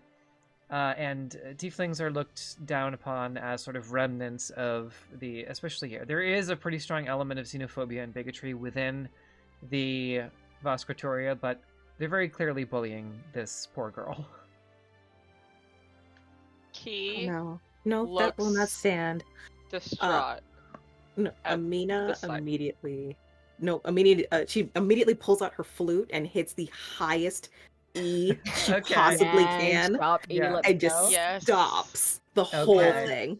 Willow at the same time is like yelling at them. Okay. Hey! They're like one of the halfling just kind of walks up to you and about maybe like 10 as you say hey, it just goes fuck off. Oh my god. What's this little shit's AC? No, Who is this Little little child. sassy Okay. child? There was I'm thinking of a really funny Childish Gambino skit about this little kid with the babysitter, but I'm not gonna say it, so I said that instead. Kids. I don't know how to Yeah. respond to that. Yeah. Mabel would probably. No, I'm just gonna push right past the children because while I am literally the oldest person here, I still feel like I'm closer to their age than like, That's fair. the other people's ages, and I'm just gonna go up to the little girl and I'm gonna kneel down and just, sweetheart, are you okay? You kind of, you all kind of push yourself and interject yourselves in, and they're like, the halfling is like, kind of Can gives you a look, and go ahead. as Amina does that, can Harmony like I don't know how else to describe it other than like walk up intimidatingly to the kids and Okay. just kind of just stare down at them as Yeah. if like you're in so much Key- trouble, key- you're not going to see the light of day for the Intimidation next check 2,000 years. at advantage because you're wearing official military regalia, and once you step forward, you're like, Key go ahead, Key.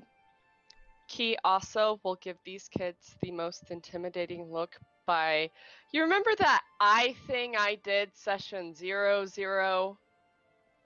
0. The eye thing. Like, You and Essie were the only ones there, so 0, 0. It was? I think so.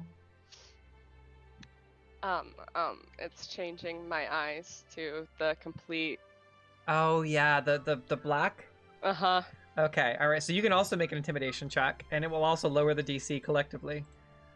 23. Wow. Okay. Yeah. So these kids kind of like, most of them immediately like kind of stand at 22. attention. Yeah. And your eyes kind of they smoke a little bit as they turn black, and there's a steam, and they're like, and I suggest you run along now. one of the half-elven children is like, there's something wrong with your eyes, and then they're like, come on, let's get out of here. And then as they run off, you just hear them chanting demon spawn as they kind of run away, and the little girl is like in tears. Sorry, this breaks my heart. I hate this. Sorry, go on, Amina. Key would be over with Amina at the child after hearing the demon spawn.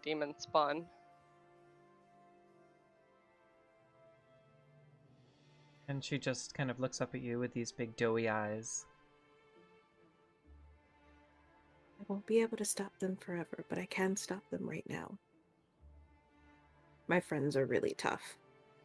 She just wipes her tears and just, hey, can I come with you? Sweetheart, we are going somewhere very dangerous. Let's adopt the child. I want to adopt this child so bad. I want to adopt this Sort child. of like a purple tiefling. Yeah.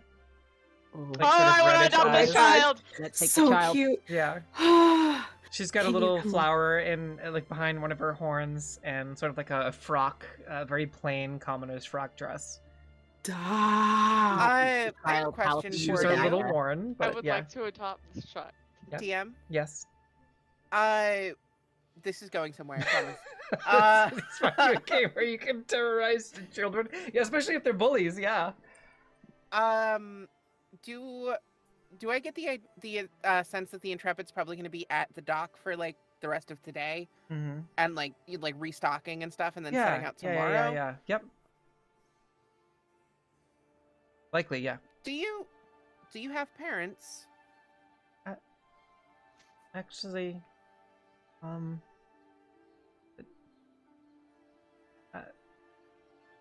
you're getting the sense that Harmony, you know that this area in particular has this large building is an orphanage, and there's about 120 children in it at all times.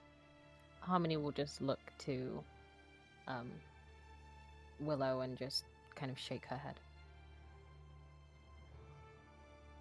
Here, Willow will take a moment to sort of dig around in her bag, and she pulls out like another one of those small toys. This one, instead of it, like walking around on its own and like quacking like the little duck did, she turns the turn key, and it just kind of glows. And it's just this little teddy bear essentially. Here.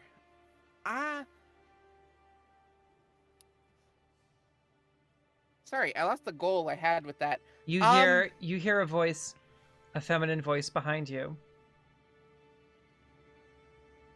I can put in for adoption. She kind of just wipes her tears and looks behind you. And you can see there is not necessarily as common in Bastion's Hold. Not necessarily as common as most cities in the Voskratoria. A drow woman with a blindfold over her eyes. Sort of grayish dark robes standing, looking directly at her. How old are you? You asking the tiefling? The little girl. 8. Kind of holds What's up your name? 8. What's your name? My name's Willow. My name is Dawn. Nice to meet you, Dawn. Like Here, the early morning dawn in the sunrise. That's really pretty. I It's a picked it lovely myself. name. Thank you. It was either dawn or sunrise. I like them both, but dawn was shorter. We, like my friend said, we are going to be doing something really dangerous soon. So you can't come with us for a long time. But I have a friend. He is the captain of a boat. Have you ever been on a boat? No, who's this lady? And kind of points over at the drow. I have no idea. I've actually been searching for all of you. And to see a child with such a need in such a terrible place warms my heart. Where I come from, she would be treated like royalty.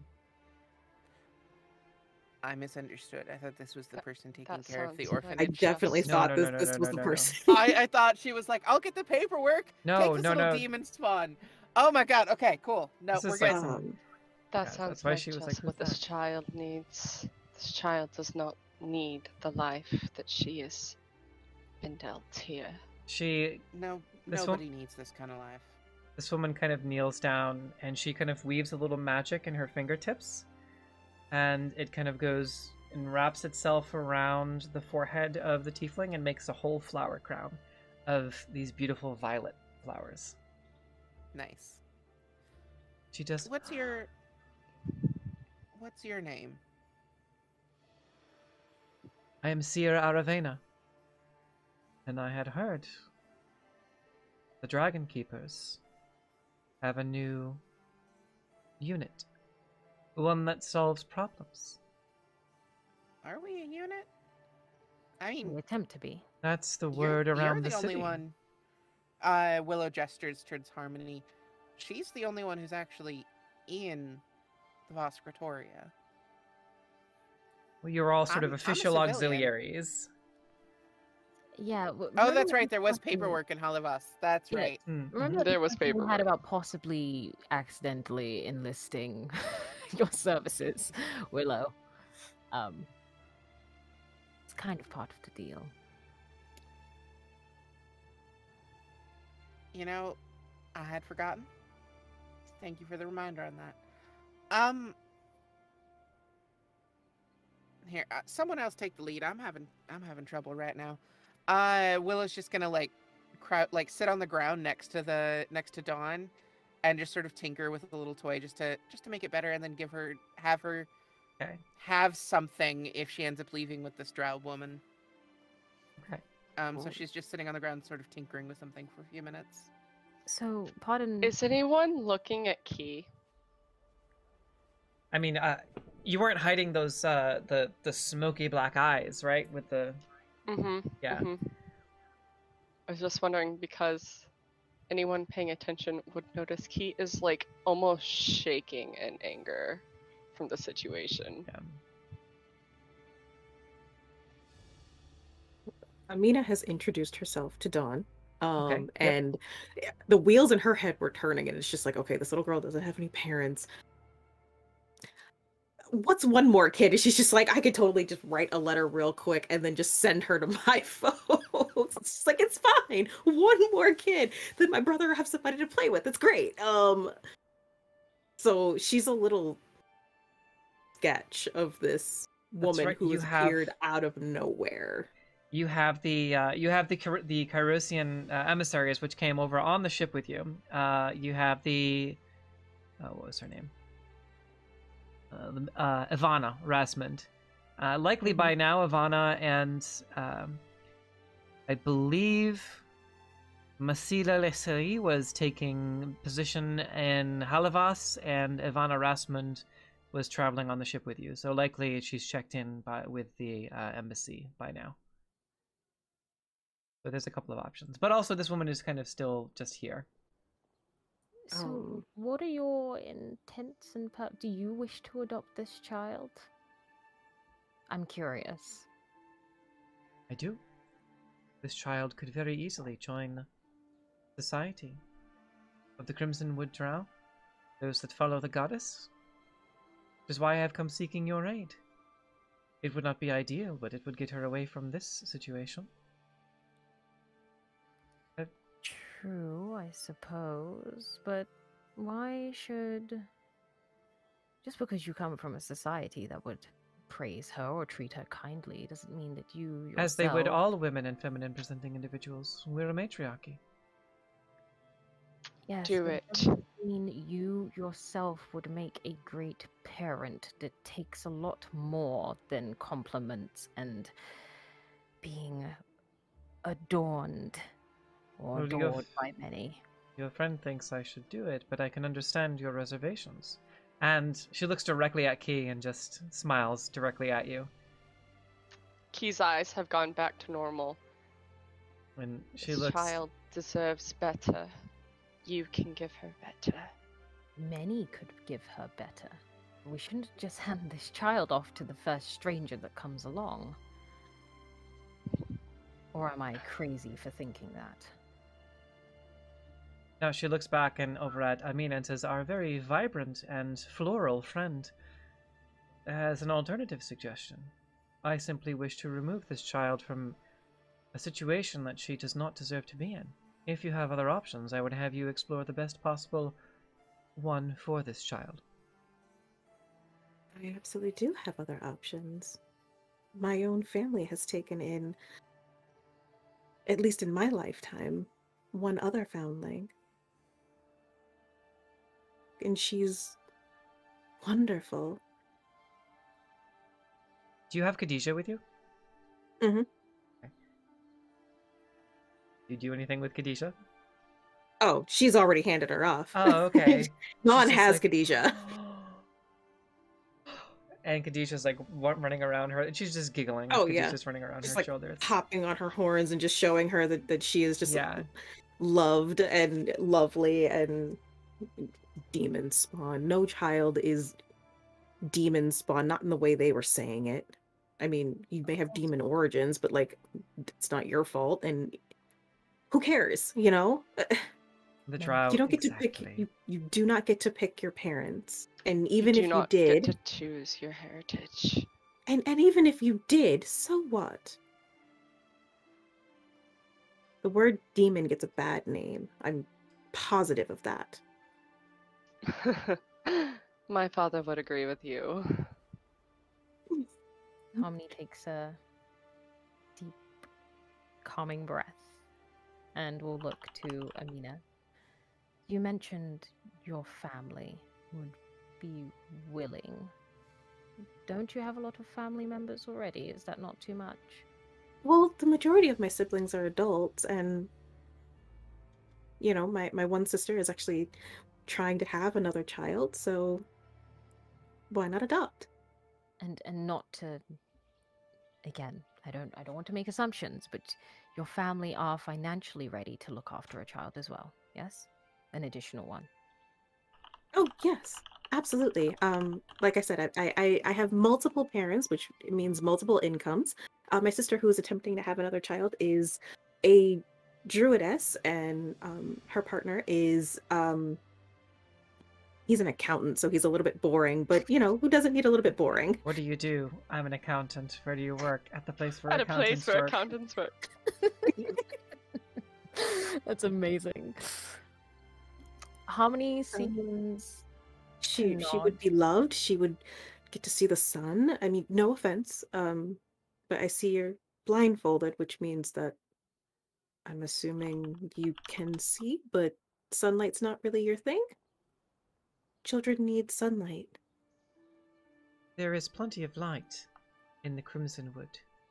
I simply lost my eyesight and have learned to use other means of seeing. Fancy. Thank you.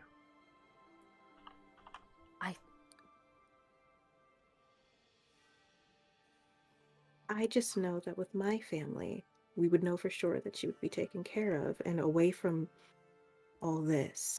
The Crimson Wood is currently involved in a civil war, which is why we are here. It wouldn't be the safest, as I mentioned, but it is an option. If you believe she will be safer with your people, I'm assuming with the Elves of Halivas in the east, within the Carosian Empire, being such a neutral party in the Empire, that might be a better option. She also seems to have taken a liking to your...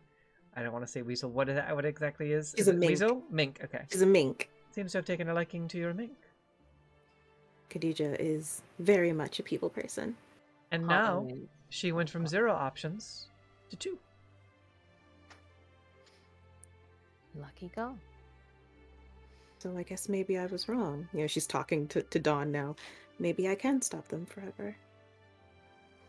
That would be really nice.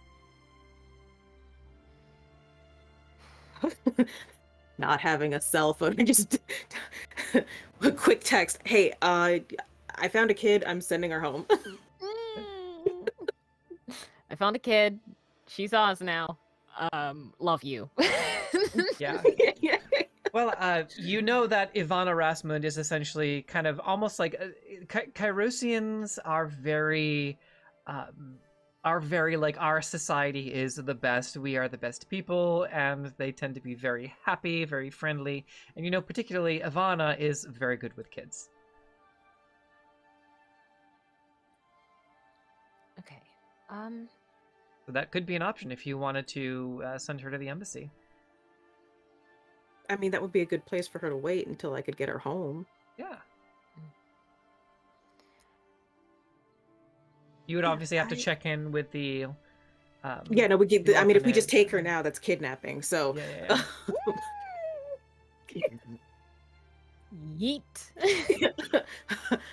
Harmony, we can't just kidnap the child. We have to tell the adults in the facility that we're taking her, and I'm sure because then there's so many, they'll be glad to be rid of her. They would. You know that for a fact. They would be very, very happy and probably send you out of there without a second thought and be like, here, just sign here for temporary custody. Harmony is acting as like a social worker right now. Harmony's asking all the questions to like try and make sure this kid's getting to a good home.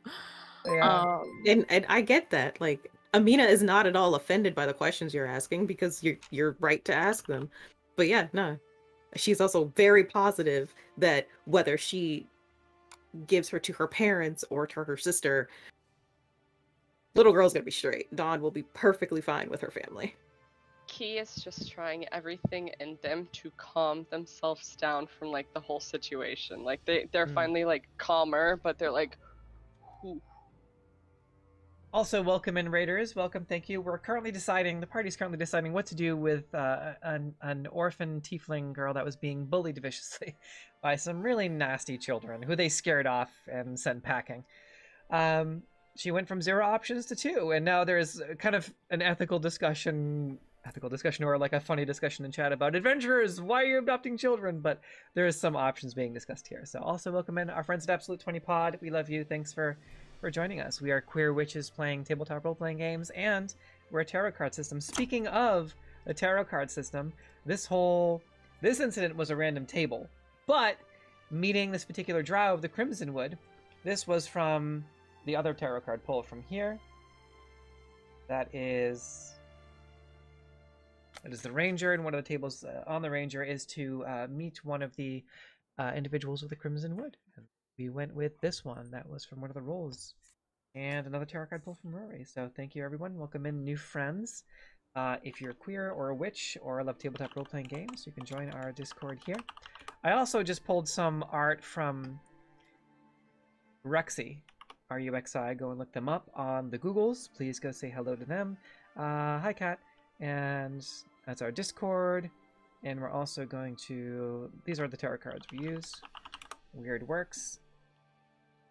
And that is another one. I'm going to look that up in the meantime. But I just want to say, go support Ruxy, R-U-X-I. And here you go. Here's Dawn. As they're having that discussion about where she's going and all the adoption and stuff, Willow just asks, so what do you like to do for fun? Like, do you read or play with stuff or draw? What do you do? Well, no one taught me how to read, but I would really like to learn. I see you! I do...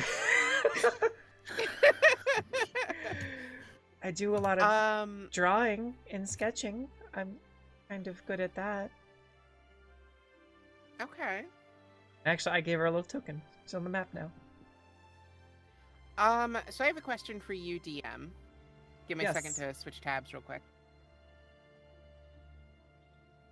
Alright, so under magical tinkering, one of the effects is a static visual effect appears on one of the object's surfaces. Mm-hmm. This effect can be a picture, up to 25 words of text, lines and shapes, or a mixture of these elements as you like.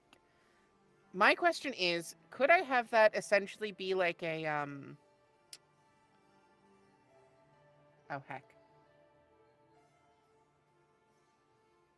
Could I have that be something where she could, like, trace a simple picture on something and then shine it like a flashlight? And it would, like, project the image if she drew something? Yeah, actually, you gave her a little toy, right? I'm actually pulling back on that to make the toy a bit more specific, so that well, tell you what, a different toy instead. I have good news for you. Tarot card pull.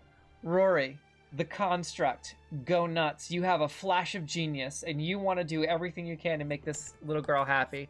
You can make whatever banana hands toy, no restrictions. Go nuts. You have this inspired genius, like, I gotta make something fucking awesome for this kid. I have to. Alright, so from the moment she backed out of the conversation, she has essentially been creating an Etch-a-Sketch for this little girl. Okay. Willow has been creating an Etch-a-Sketch for this child. But and that's what she... Not a shitty one that you can only go up and down. One you can actually, like, it's a lot easier to move around. It's like a little stylus pen on it. Yeah. Stylus Etch-a-Sketch. She creates her this, like, drawing tool. And she's sort of showing her how to use it when the conversation is wherever it currently is. Everyone's like, where did this come from?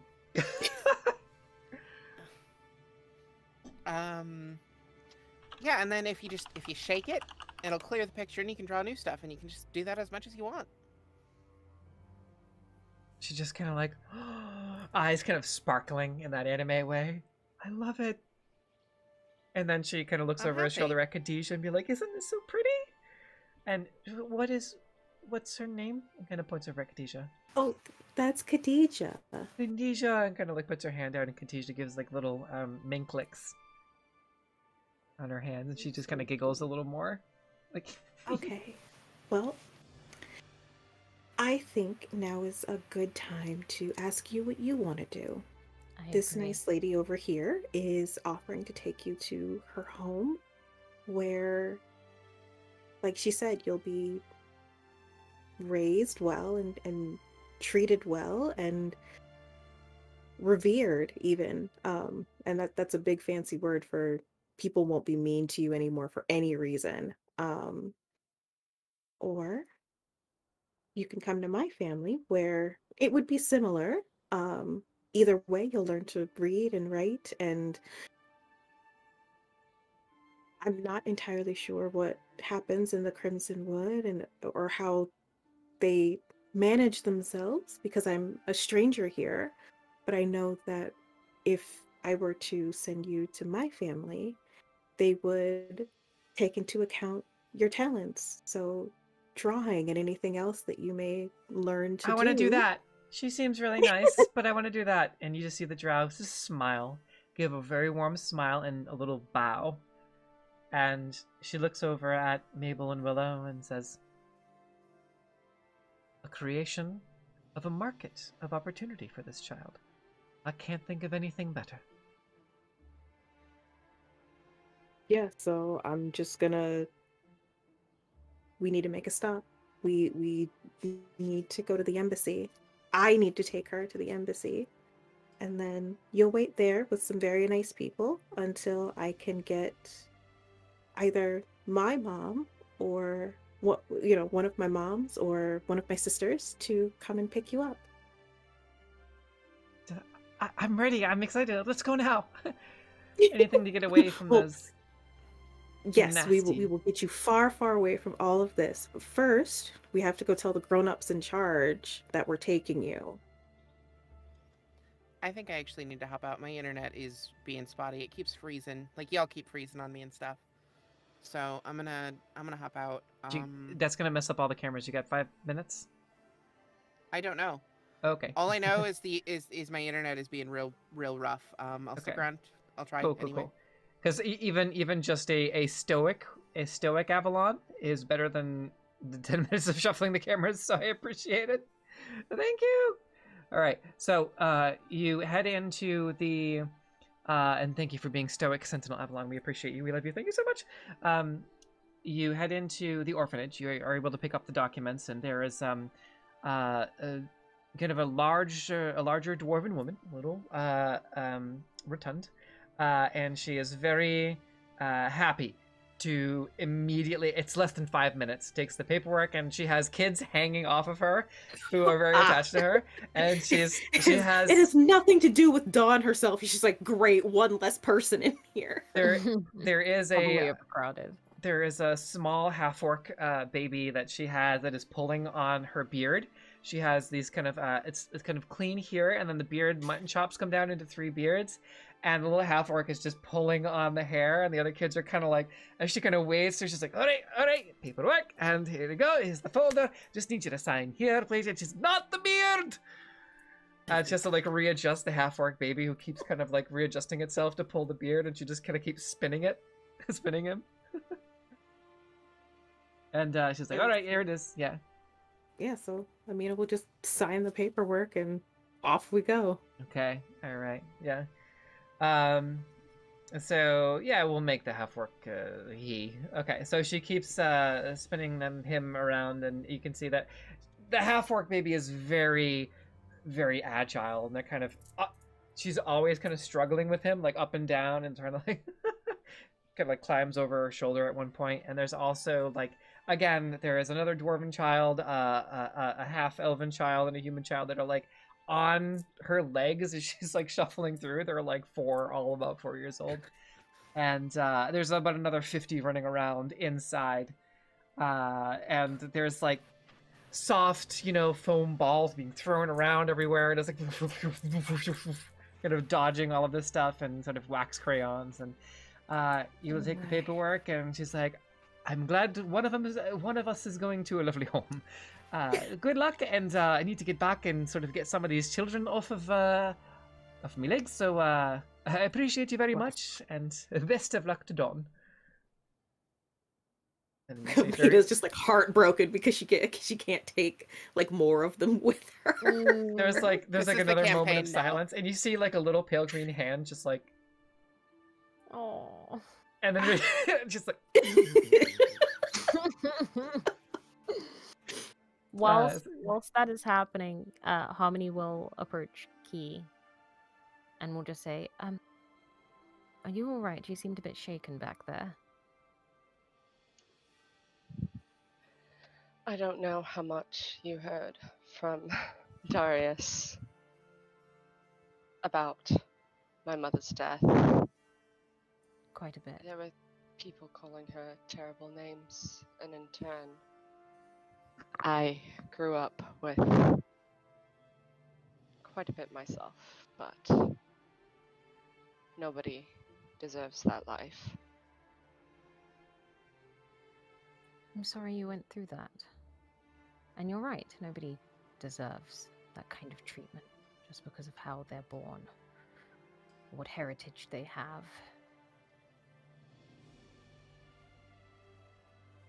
That's exactly it. Nobody deserves any sort of treatment because of what heritage they have.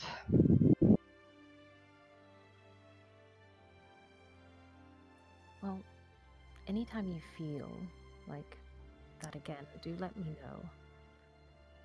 I'm not the most open of people, but I can try and do my best to help dissuade any emotions that are overbearing that you might be feeling.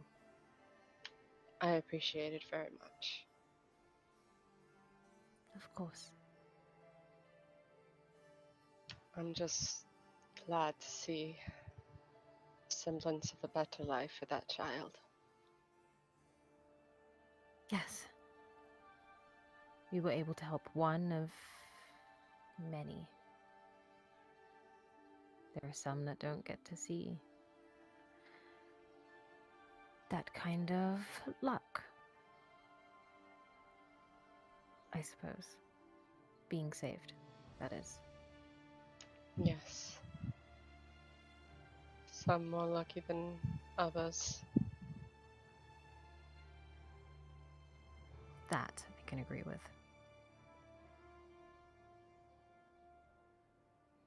As you make your way to the far side of the city, your timeline will be extended. You'll probably, backtracking, you'll get to the Justicar's building probably closer to 3:30, 4 o'clock in the afternoon, but in the process of adopting a child, you make your way to the western portion of the city, into the Noble District,